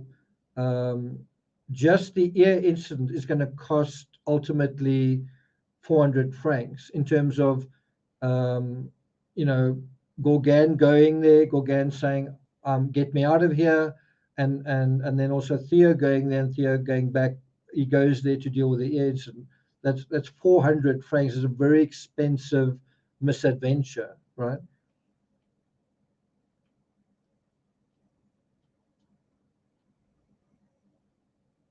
So he says, he's just sort of running through the whole thing in his mind in a way. He says, during the months this has been hanging fire, I've already paid the price of the ticket to my landlord. Blah, blah, blah. This is a dead loss of at least 100 francs for nothing at all. That is what I have on my mind, and that is what makes me feel that he and I are both really behaving like fools. Is it true or not? Certainly the truth is still more serious. If it is not necessary for him to alter his way of life, he has either a lot more money than I or considerably better luck. Being ruined costs more than being successful. And certainly it is our own fault if we do not have more peace. So can you see how when Van Gogh kept things simple, when it was just him, it's quite simple, send me art supplies, I paint, end of story. As soon as there's another dude in the story and Theo's got to maintain him, then the whole thing gets a lot more complicated and more expensive. right? And so when things don't work out with Gauguin, Van Gogh is the big loser, because not only does he lose in just terms of the relationship, but he also loses in terms of um, there's huge additional expenses that would otherwise have been his to use. Then he says, with a handshake and goodbye for now, I hope very much that you will find time later on to tell me more about our sister's stay with you. Bach will be with you in a week or 10 days, probably. Counting the sunflowers, I have at the moment another 15 new studies here. Ever yours, Vincent.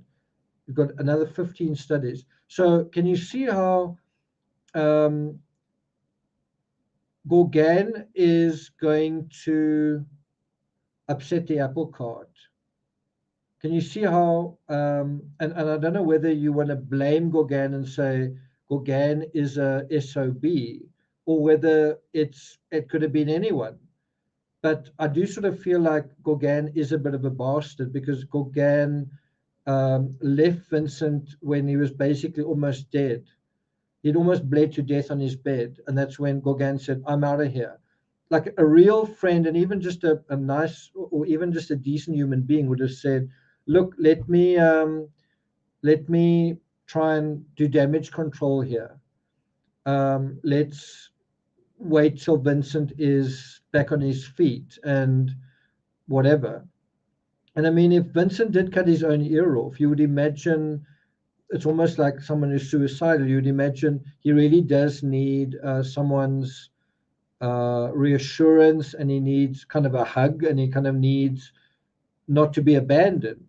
And all the more reason why you kind of think, didn't Gauguin actually cut his ear off, and that's why he wanted to get out of there, because it's almost like getting away from the scene of the crime. And also, like if Vincent had done it to himself, you can imagine someone wanting to, um, you know, look after someone in a fragile mental state, because something even worse could happen.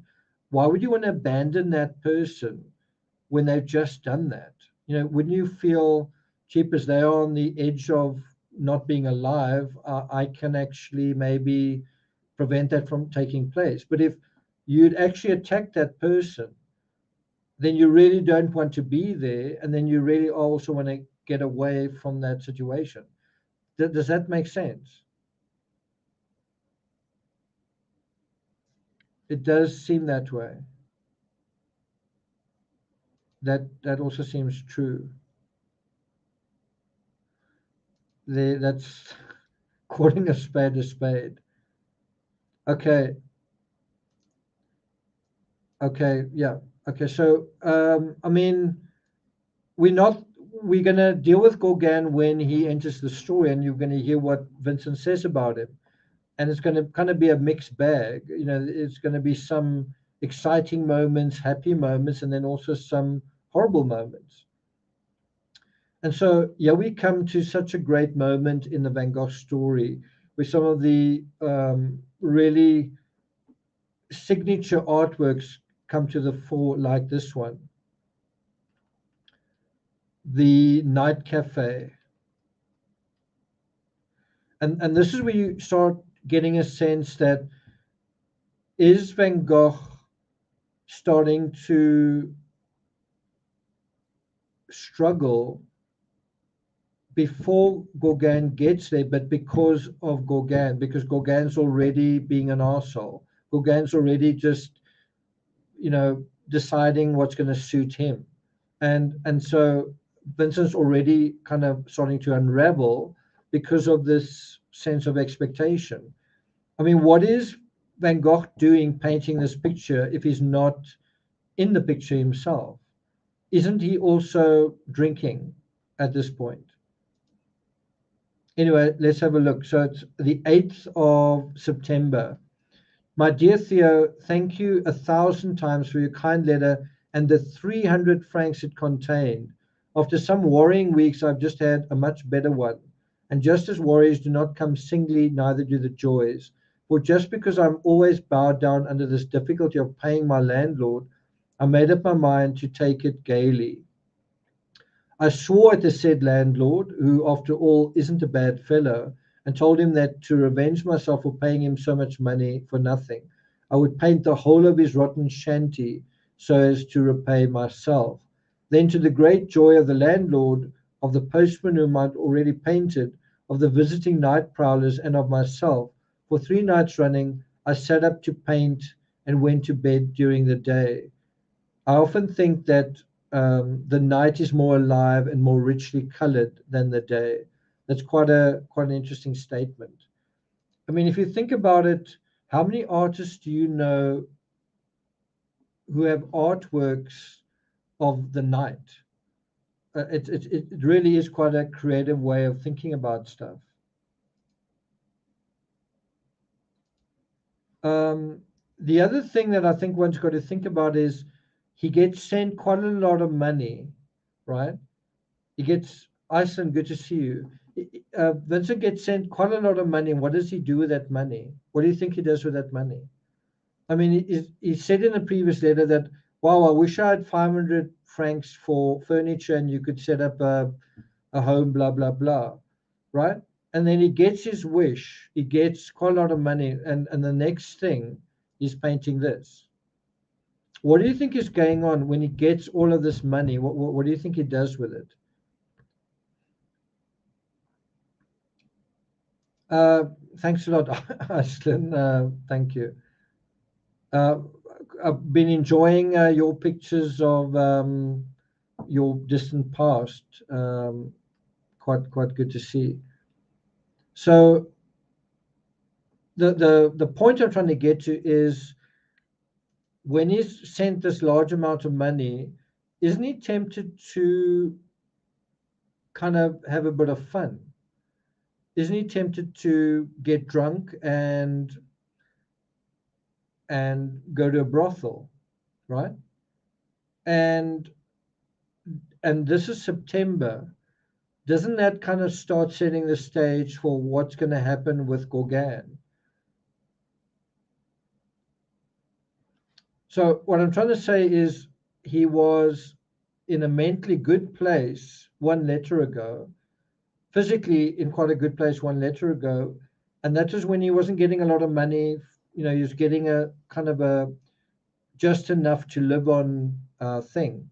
But now his brother's sending him money to sort of furnish the place. And what do you think he's going to do with that money? Well, isn't it that? Look at all these bottles of alcohol all over the place. Look at that there over there. So when he gets sent so much money, doesn't he, in a way, lose his shit? He sort of uh, just kind of lets his hair down. Yeah.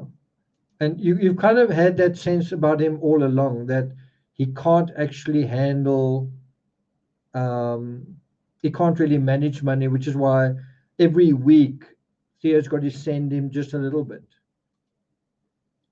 Anyway, he says, now as for getting back the money I paid to the landlord by my painting, I do not dwell on that, for the picture is one of the ugliest I've done. It is the equivalent, though different, of the potato eaters. I've tried to express the terrible passions of humanity by means of red and green. Well, you know what? I really like the fact that he calls it ugly and then compares it to the potato eaters, because I honestly think the potato eaters is terrible. I know there are many of you who feel that it's not, but yet here he has a change of heart about it himself. Remember how he defended the potato eaters to what is that artist, where they argued about it, and he said, "Take back what you said." Well, now it's a couple of years later. Now he realizes it is one of the ugliest things he's ever done. He's saying it's equivalently ugly to the potato eaters. And I would disagree with that. I think this is, I mean, the potato eaters is like um, a drawing, a sort of a finger paint made with excrement, right? At least this is quite bright. You know, it's kind of interesting. It's kind of a cartoon and a caricature, but it's a lot better than than this. In some ways, I guess the effort in the faces and the lighting, isn't terrible. It certainly is ugly. Anyway, this is what he says about it. I've tried to express the terrible passions of humanity by means of red and green. Well, don't you think he's also thinking about his own passions, his own need to get drunk, his own need to get laid, right? Where he gets this money from his brother. Did he really give all of the money to the landlord, right? Or did he splurge with 50 francs or whatever it was? And he just realized, you know, the feelings of greedy hedonism that he had himself, right? Anyway, he says the room is blood red and dark yellow with a green billiard table in the middle. There are four lemon yellow lamps with a glow of orange and green. Everywhere there's a clash and contrast of the most alien reds and greens in the figures of little sleeping hooligans in the empty, dreary room in violet and blue. Blood red and the yellow green of the billiard table, for instance, contrast with the soft, tender Louis the Eighth, or what's that? Louis the 14th, I think. Louis the 14th, Louis the 14th green of the counter, of which there's a rose nosegay. The white clothes of the landlord, watchful in a corner of that furnace, turn lemon yellow or pale luminous green. Wow, is the landlord standing there? I guess that's the landlord over there. It's almost like he's saying, the terrible greed, the terrible, yeah, of the landlord who wants whatever he does want. The other thing that I find really interesting is, in a weird way, this is Van Gogh having a vision, having a presentiment of what's about to happen to him. He's talking about the terrible passions of humanity. Well, he's about to be gobbled up by them. Gauguin is, the stars are starting to align and Gauguin is going to be on his way. Well, my friend, in 3 months, you're going to have lost your ear. In a couple of months after that, you're going to be in an asylum, and in a few months after that, you're going to be dead. And people are going to be talking about your passions. People are going to be talking about your mad passion for art or whatever, right? And right at this moment, before Gauguin has decided what the fuck he wants to do, he paints this thing representing the terrible passions of humanity. You kind of get the sense that there's a presentiment, don't you? He says, I'm making a drawing of it with the tones in watercolor to send you tomorrow to give you some idea of it. I wrote this week to Gauguin and Bernard, and I did not talk about anything but pictures, just so as not to quarrel when there's probably nothing to quarrel about. But whether Gauguin comes or not, can you see it's this constant thing? Is he coming or not? If I were to get some furniture henceforth, I should have, whether in a good spot or a bad one is another matter, a pied-à-terre, a home of my own, which frees the mind from the dismalness of finding oneself in the streets. That's absolutely true. That is nothing when you are an adventurer of 20, but it is bad when you have turned 35. That's also very, very true.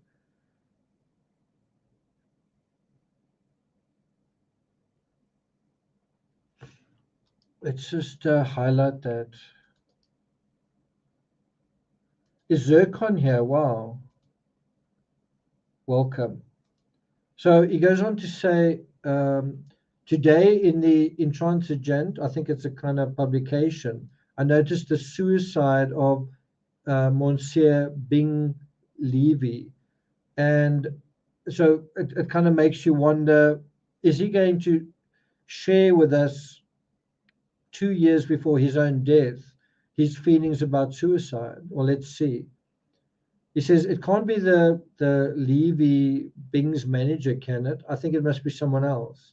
So we'll see whether Theo and him are going to talk about this particular person. He says, I'm greatly pleased that Pissarro thought something of the young girl.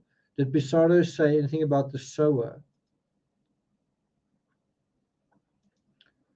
Afterwards, when I'd gone further in these experiments, sorry guys, the sower will still be the first attempt in that style. The night cafe carries on from the sower, and so also do the head of the old peasant and of the poet, if I manage to do this latter picture. It is color not locally true from the point of view of the, what was it, Trompe d'Oeil, realist, but color to suggest some emotion of an ardent temperament. So he's saying he's not trying to be realistic. He's trying to show, ardent emotion.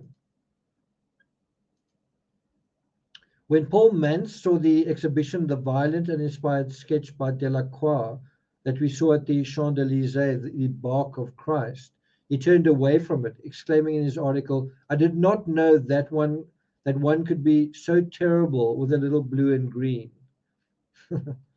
Hukasai rings the same cry from you, but he does it by his line, his drawing. As you say in your letter, the waves are claws and the ship is caught in them. You feel it. Can you see how these people are really, there's really a visceral sense of art. It's like how art is almost like claws, and how red isn't just red, it's blood red. And there is the sense of, what does he say? The terrible passions of humanity expressed in color and contrast. He says, well, if you make the color exact or the drawing exact, it won't give you sensations like that. So can you see how he's saying, like you might say, why is Van Gogh's, why are some of his structures or whatever executions, why are they so wonky? If you think about the Catholic Church in Auvers, which I really like, by the way. But you think about just certain other things. Why is it kind of so inexact? And I think when he draws a garden or a peach tree or whatever, that's different. When he draws a what do you call it? The drawbridge.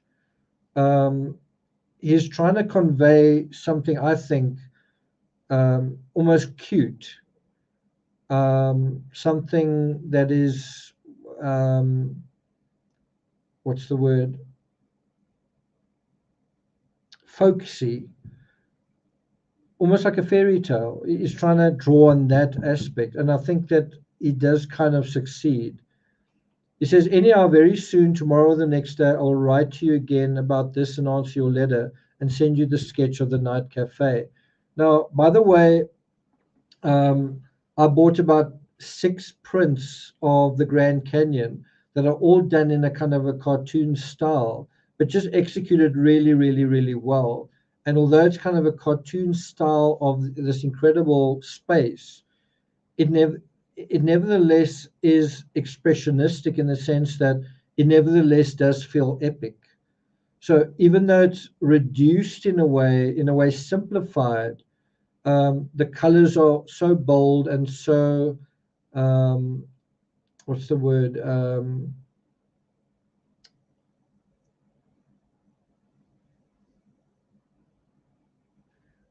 There's such a strength to these colors that you get a sense of the incredible, the momentous size, the majesty of the landscape. I don't know if I showed you those pictures, but I'll show you them again at some point. And it's really this idea of using color to convey um, emotion and to some extent scale far more than has been done before. Also contrast. He says, Tessay's parcel has arrived. I will write tomorrow on this question of the coarse grained color. Millier is coming to see you and pays respects to you one of these days. He writes to me that he's coming back. Thank you again for the money you sent. If I went first to look for another place, would it not very likely mean fresh expense, equal at least to the expense of a removal? And then I should find anything better and then, should I find anything better all at once, I am so very glad to be able to do the furnishing, and it can't but help me on. Many thanks then, and a good handshake till tomorrow. Yours, Vincent. Okay. I don't know if I want to do one more letter. It's from, let's end with this. This is at last a letter from Paul Gauguin to Vincent, somewhere between the 7th and the 9th. And look at what a short letter it is. He says, My dear Vincent, I received your letter just when I was going to write you. Forgive me if I write so seldom and so little. I'm terribly bored and I have stomach problems. We constantly have rain. So can you see already that you're dealing with an arsehole? He doesn't write to Van Gogh very often. Van Gogh's like, is he coming? What's he doing? Well, one way to not know is, well, you just never write him a letter. He says he's terribly bored. Well, if you're terribly bored, why don't you maybe write to Van Gogh, who's terribly lonely on the other end of France? He says he's got stomach problems. He doesn't like the fact that they constantly have rain. Well, guess what? There's a lot of sun in the south. I work and I don't do anything, in the sense that I draw with my hand, my head, and my heart, with an eye toward what I want to do later. Yes, you're right to want painting with coloring suggested of poetic ideas, and in this sense I agree with you, with one difference. I don't know any poetic ideas. It's probably a sense I'm lacking. I find everything poetic, and it's in the corners of my heart, which are sometimes mysterious, that I perceive poetry. You can tell that you're dealing with an artist here, and can you also tell that you're dealing with a different artist with very distinct tastes, right? He says, led harmoniously, forms and colors in themselves produce poetry. Without letting myself be surprised by the motif, I feel a sensation in front of someone else's painting that brings me to a poetic state, depending on the painter's intellectual forces which emanate from it. Useless to go on about this. We'll talk at length about it another time. So on the rare occasion that he actually communicates with Van Gogh, he says, you know what, I'm not even going to really talk to you about this. We'll talk about it some other time. He says, on this matter, I'm quite sad to be held here in Ponthaven. Each day my debts increase, a little bit of a hint there, right? And make my trip more and more unlikely. What a long cavalry an artist's life is. Calvary. Sorry, not cavalry, Calvary. Calvary, isn't that got something to do with where Christ died? Also known as Golgotha. Yeah. So he says,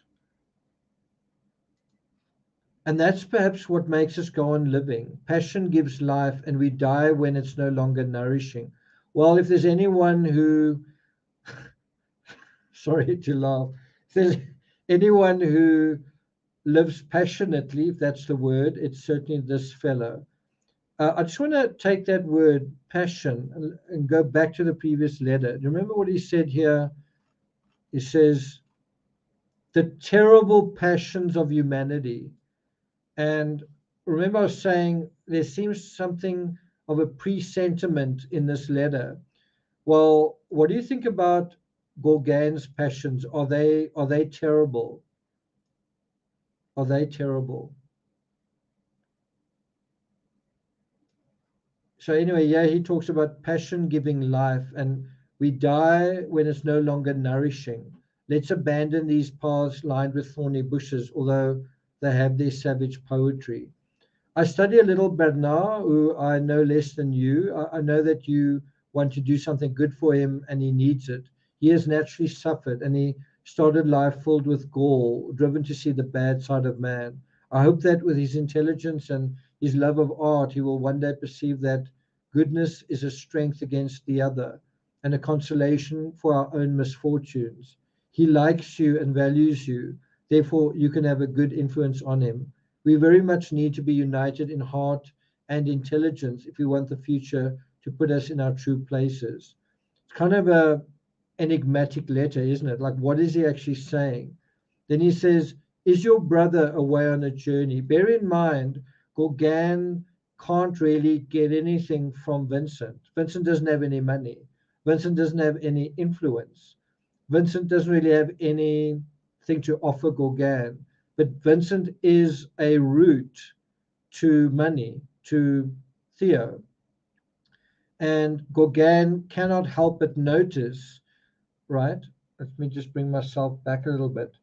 Gauguin cannot help but notice here is an artist that's a loser, that's not producing anything, that's not selling anything, that's getting a free ride thanks to his brother. And isn't he thinking, I got to get me some of that? You know what I'm saying? Gauguin sees, well, you have two brothers, and the one brother is giving the other one, um, you know, what's the word? Resources. And he's right now down on his luck. And I think he's thinking, well, Vincent wants me to do X, Y, Z, and I couldn't give a fuck what he wants. That's what he's thinking. But if I kind of play ball, maybe Theo will give me what I want. And that's kind of how this is all playing out. Can you see that? Anyway, he says, he ends the whole thing, and you can imagine that's why he writes this. Is your brother away on a journey? I don't have any news of him anymore. So he kind of doesn't want to knock on the door, knock on Theo's door, and let's see what happens, right? Apologies for the swearing. I just thought it was so. We'll deal with this letter from 9 September 1888 in the next episode. Van Gogh letters 59, right? 9 September, letter 59. Okay, just a note that I'm hoping to do a couple of additional um, episodes or whatever. I wanna put a lot of the photos and video where I spent a day somewhere, including in New York, together in just like a little audio-visual narrative. And I meant to do that all along with the Team Peachtree channel, but I wasn't going to go to America and spend each day editing for 1 or 2 hours every day or every night in a hotel. And although I didn't want to do that, I probably did do that for about a quarter of my stay there. I did do a fair amount of live streams and that sort of thing. But there was a shitload of content that I accumulated that I really haven't done anything with thus far. So I do want to try and find the time to try and do that, and hopefully get into a routine, because once you start doing it every day, then it's a easy sort of formula. So that is something I'm thinking about. Um, for those interested, just in terms of the other channel, I'm hoping to do an analysis of Corey Richen's sort of body language in terms of that interview that she gave. I just think it's really, there's a lot going on there. And then the day after, so Friday, I want to do TCRS in America, right? Not in Colorado, not in California, not in New York, not in Utah, TCRS in America. And in one go, I want to kind of retrace my entire trip, but to the crime-related parts of America, the true crime-related parts. So the Lori Vallow case in Boise, the Idaho case in Moscow, um, Boulder, John Benet Ramsey. But like just do a very quick little, like a quick sort of this place, this true crime, this insight, next one, if you know what I mean. And so that's how I'd like to do it. Whether it's going to work out that way, I don't know.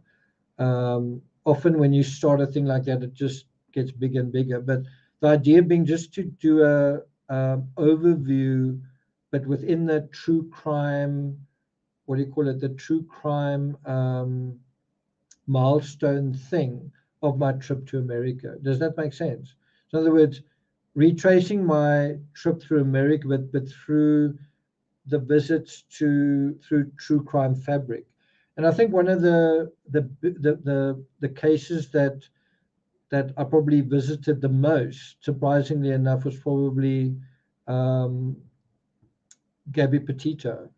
I was very, very conscious of that case for a lot of my journey, which I found quite surprising, quite interesting. And it's I think Gabby Petito is actually why I went to America in the first place, where I just thought, like, I kind of had a mental block going to America. Like, well, I've seen America in the movies, I've seen America on TV. And so what's there to see in America, kind of thing. Meanwhile, and I think I also had a bit of a um, arrogant sense that Africa's a really beautiful continent, and it is. And so there's not the nature in America doesn't really compare. And I think when we saw Gabby Petito in Bryce Canyon and Zion and the Grand Tetons, that was a little bit of a glimpse that wow, America actually is a epic wilderness in its own right.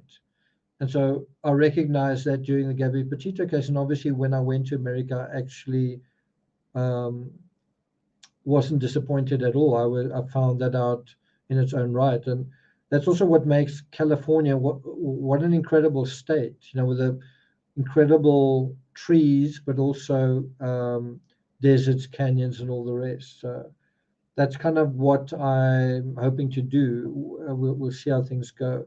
These are just a couple of pictures from the trip to the Statue of Liberty, just as a bit of a teaser for Friday. You can see we had actually just had a big thunderstorm, and what that did was simultaneously clear the air of pollution, but also place inside the vault, ribbons and puffs of cloud that could now be colored by the setting sun. So that's just sort of the setting. I don't know if you can actually see, but it had actually rained while we were waiting for the boat to leave. It was actually raining on the edge of these seats. I was actually sitting over here. Originally, I sat there, and then I kind of got rained on. Then I moved over there, and then people who came late took over these seats, and then of course it stopped raining. But that is the cityscape beyond the side of the boat. And so that was how I was able to get quite a good photo of the Statue of Liberty. It's not quite what it was going to become, but you can see, yeah, well, that's just, I think I'm going backwards, by the way. So you're going to see the lights, or the best lights already passed. But it's because of the thunderstorm that you've got these sweeping, the clouds have this sort of sweep about them.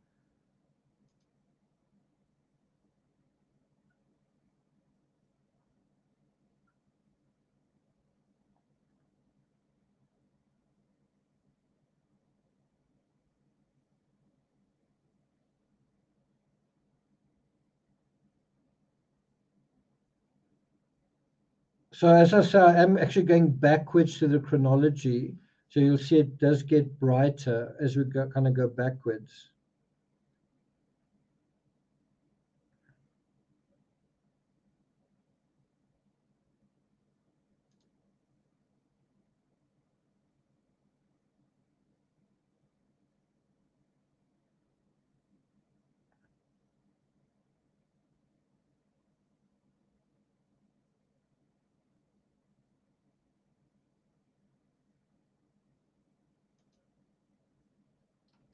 And yeah, you're starting to see that sort of flame colored light at the back there.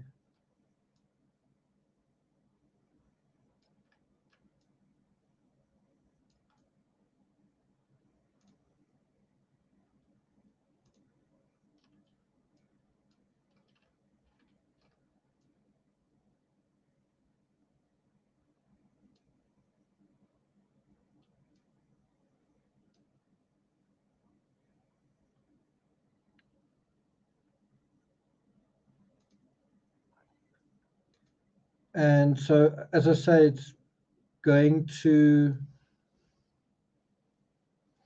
it's getting lighter and lighter as we go backwards. So look at that.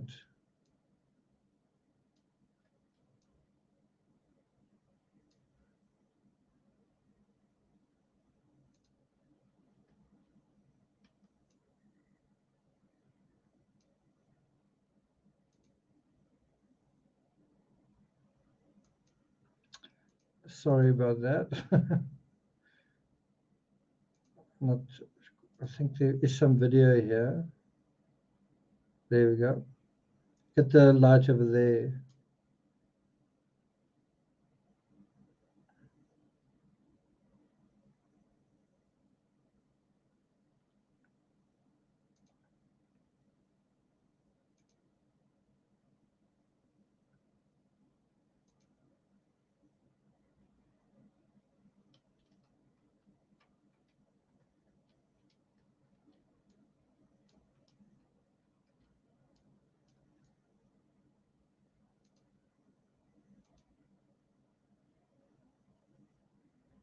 I don't know if this is an oligarch, but certainly someone with a little bit of moolah.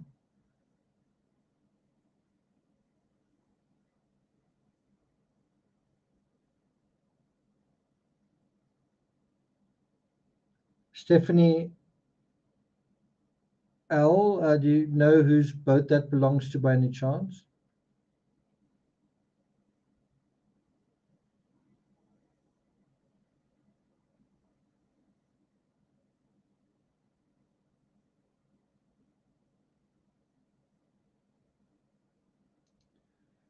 So just a couple more shots. That ferry always makes me think of uh, what's it? The Dark Knight and that old Joker scene. I actually think this is going in the right direction. It's not going backwards.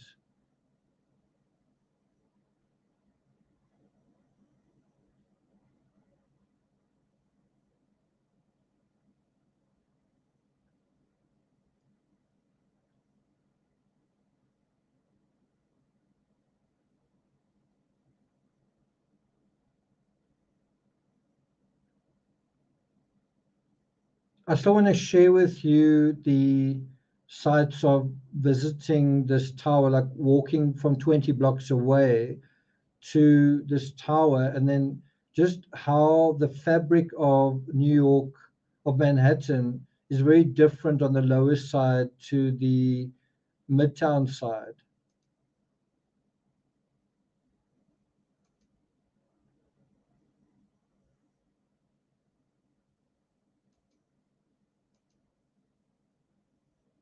So this is a combination of um, ambient lighting, so the lighting coming from the sky and the setting sun, and then also the lighting from inside these buildings, kind of a combination of both.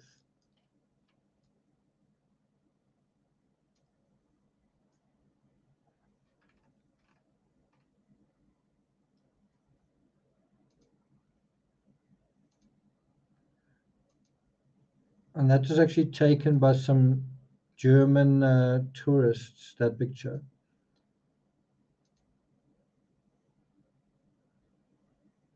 What's really nice when you're on a boat is you actually see how these buildings move out from behind one another and then move back behind one another. And you just get a sense of scale in motion, which is different to just a static photo like that. And then as it gets darker, you get this beautiful yellow and blue lighting, which Van Gogh I think would really like. You know, it's like you'll see as it gets dark, it gets yellower and bluer. So this is heading up towards Midtown, and you can see it's a lot more modern. The buildings are a lot more modern, and there's a lot more action taking place in this part of the city.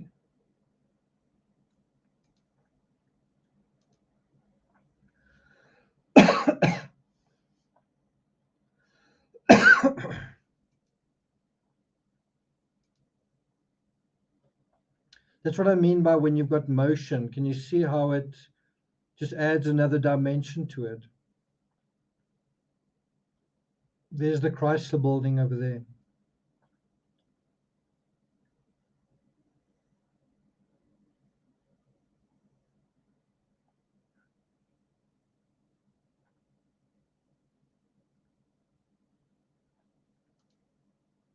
So there you get that sense of the yellow and blue, right?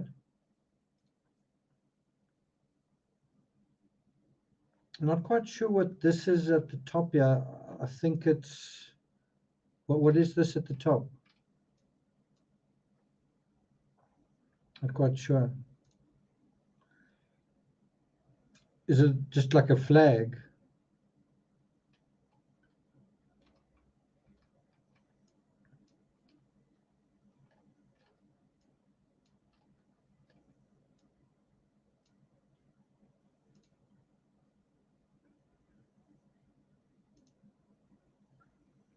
And so have a look at how powerful this is when it's in motion. Same thing, just in motion.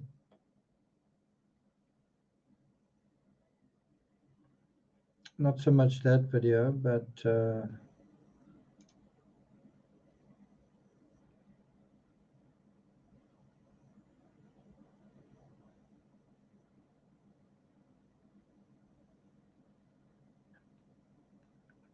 Maureen says, I've got to run. I'm looking forward to watching this video later.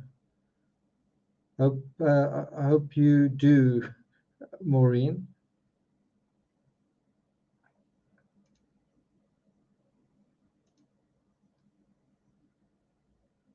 This is one of my favorite moments from the whole thing. Just I didn't even know that helicopter was there, and I was actually just trying to catch this building, peeking out, and yeah, just an epic moment. You really get a sense again of scale with this helicopter coming in from this side.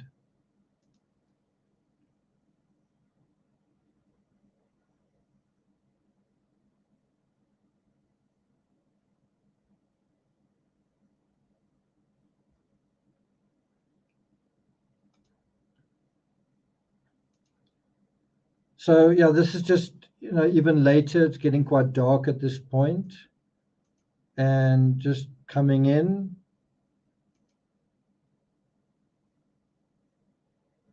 To be honest, I wasn't really heading to when I came to the pier. Yeah, I wasn't really going to go to the Statue of Liberty. I thought I'll just see where it is, and then I'll go the next day.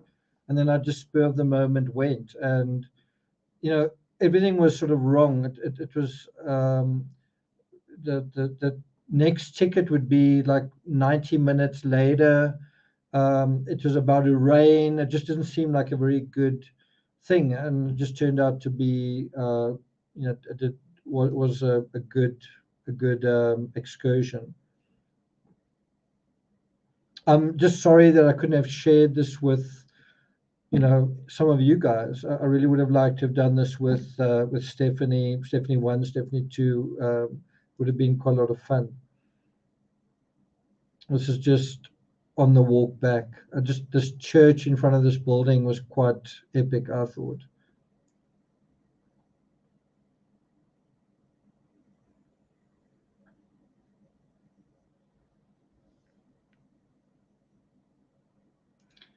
Anyway, that's it from me. I hope you guys found this interesting. Um, we've come probably a third of the way through September, so I hope in 59 and 60 we'll get through the rest of September, and that from then on things are going to get really interesting. Gauguin does eventually come to all, and then the sparks start flying. So in a sense, in a good way, the artists inspire one another. They compete against each other. They argue and they challenge one another. But then also they start rubbing each other the wrong way. And then of course it ends in great disaster. And so we're going to be tracking that, through it's sort of late October, November, December. So this is where the Van Gogh story just really goes up a couple of gears. It's not just Van Gogh beating around the bush. He's now with some big hitters in the art world. It's a seminal moment in art history that's taking place here. And, what's about to happen is one of the most infamous things in the history of art. This artist whose art will become worth tens of millions of dollars loses his ear, and it's the beginning of that whole story. And it's the thing is, it's so misunderstood. Anyway, that's it from me. Thanks everyone for being here. I really appreciate it. Um, Mel says it was fantastic. Really look forward to the next session. The next session may be around about Sunday, so Saturday, Sunday, but probably Sunday. I'm going to try and do 2 a week and just try and keep that up. So let's see if I can. Um, did you go to the? No, no, I haven't. I haven't done that. Cool. Yeah, it is the juicy stuff. Okay, cool. Okay, guys, thanks a lot for being here. Take care, and I'll see you guys next time. Ciao.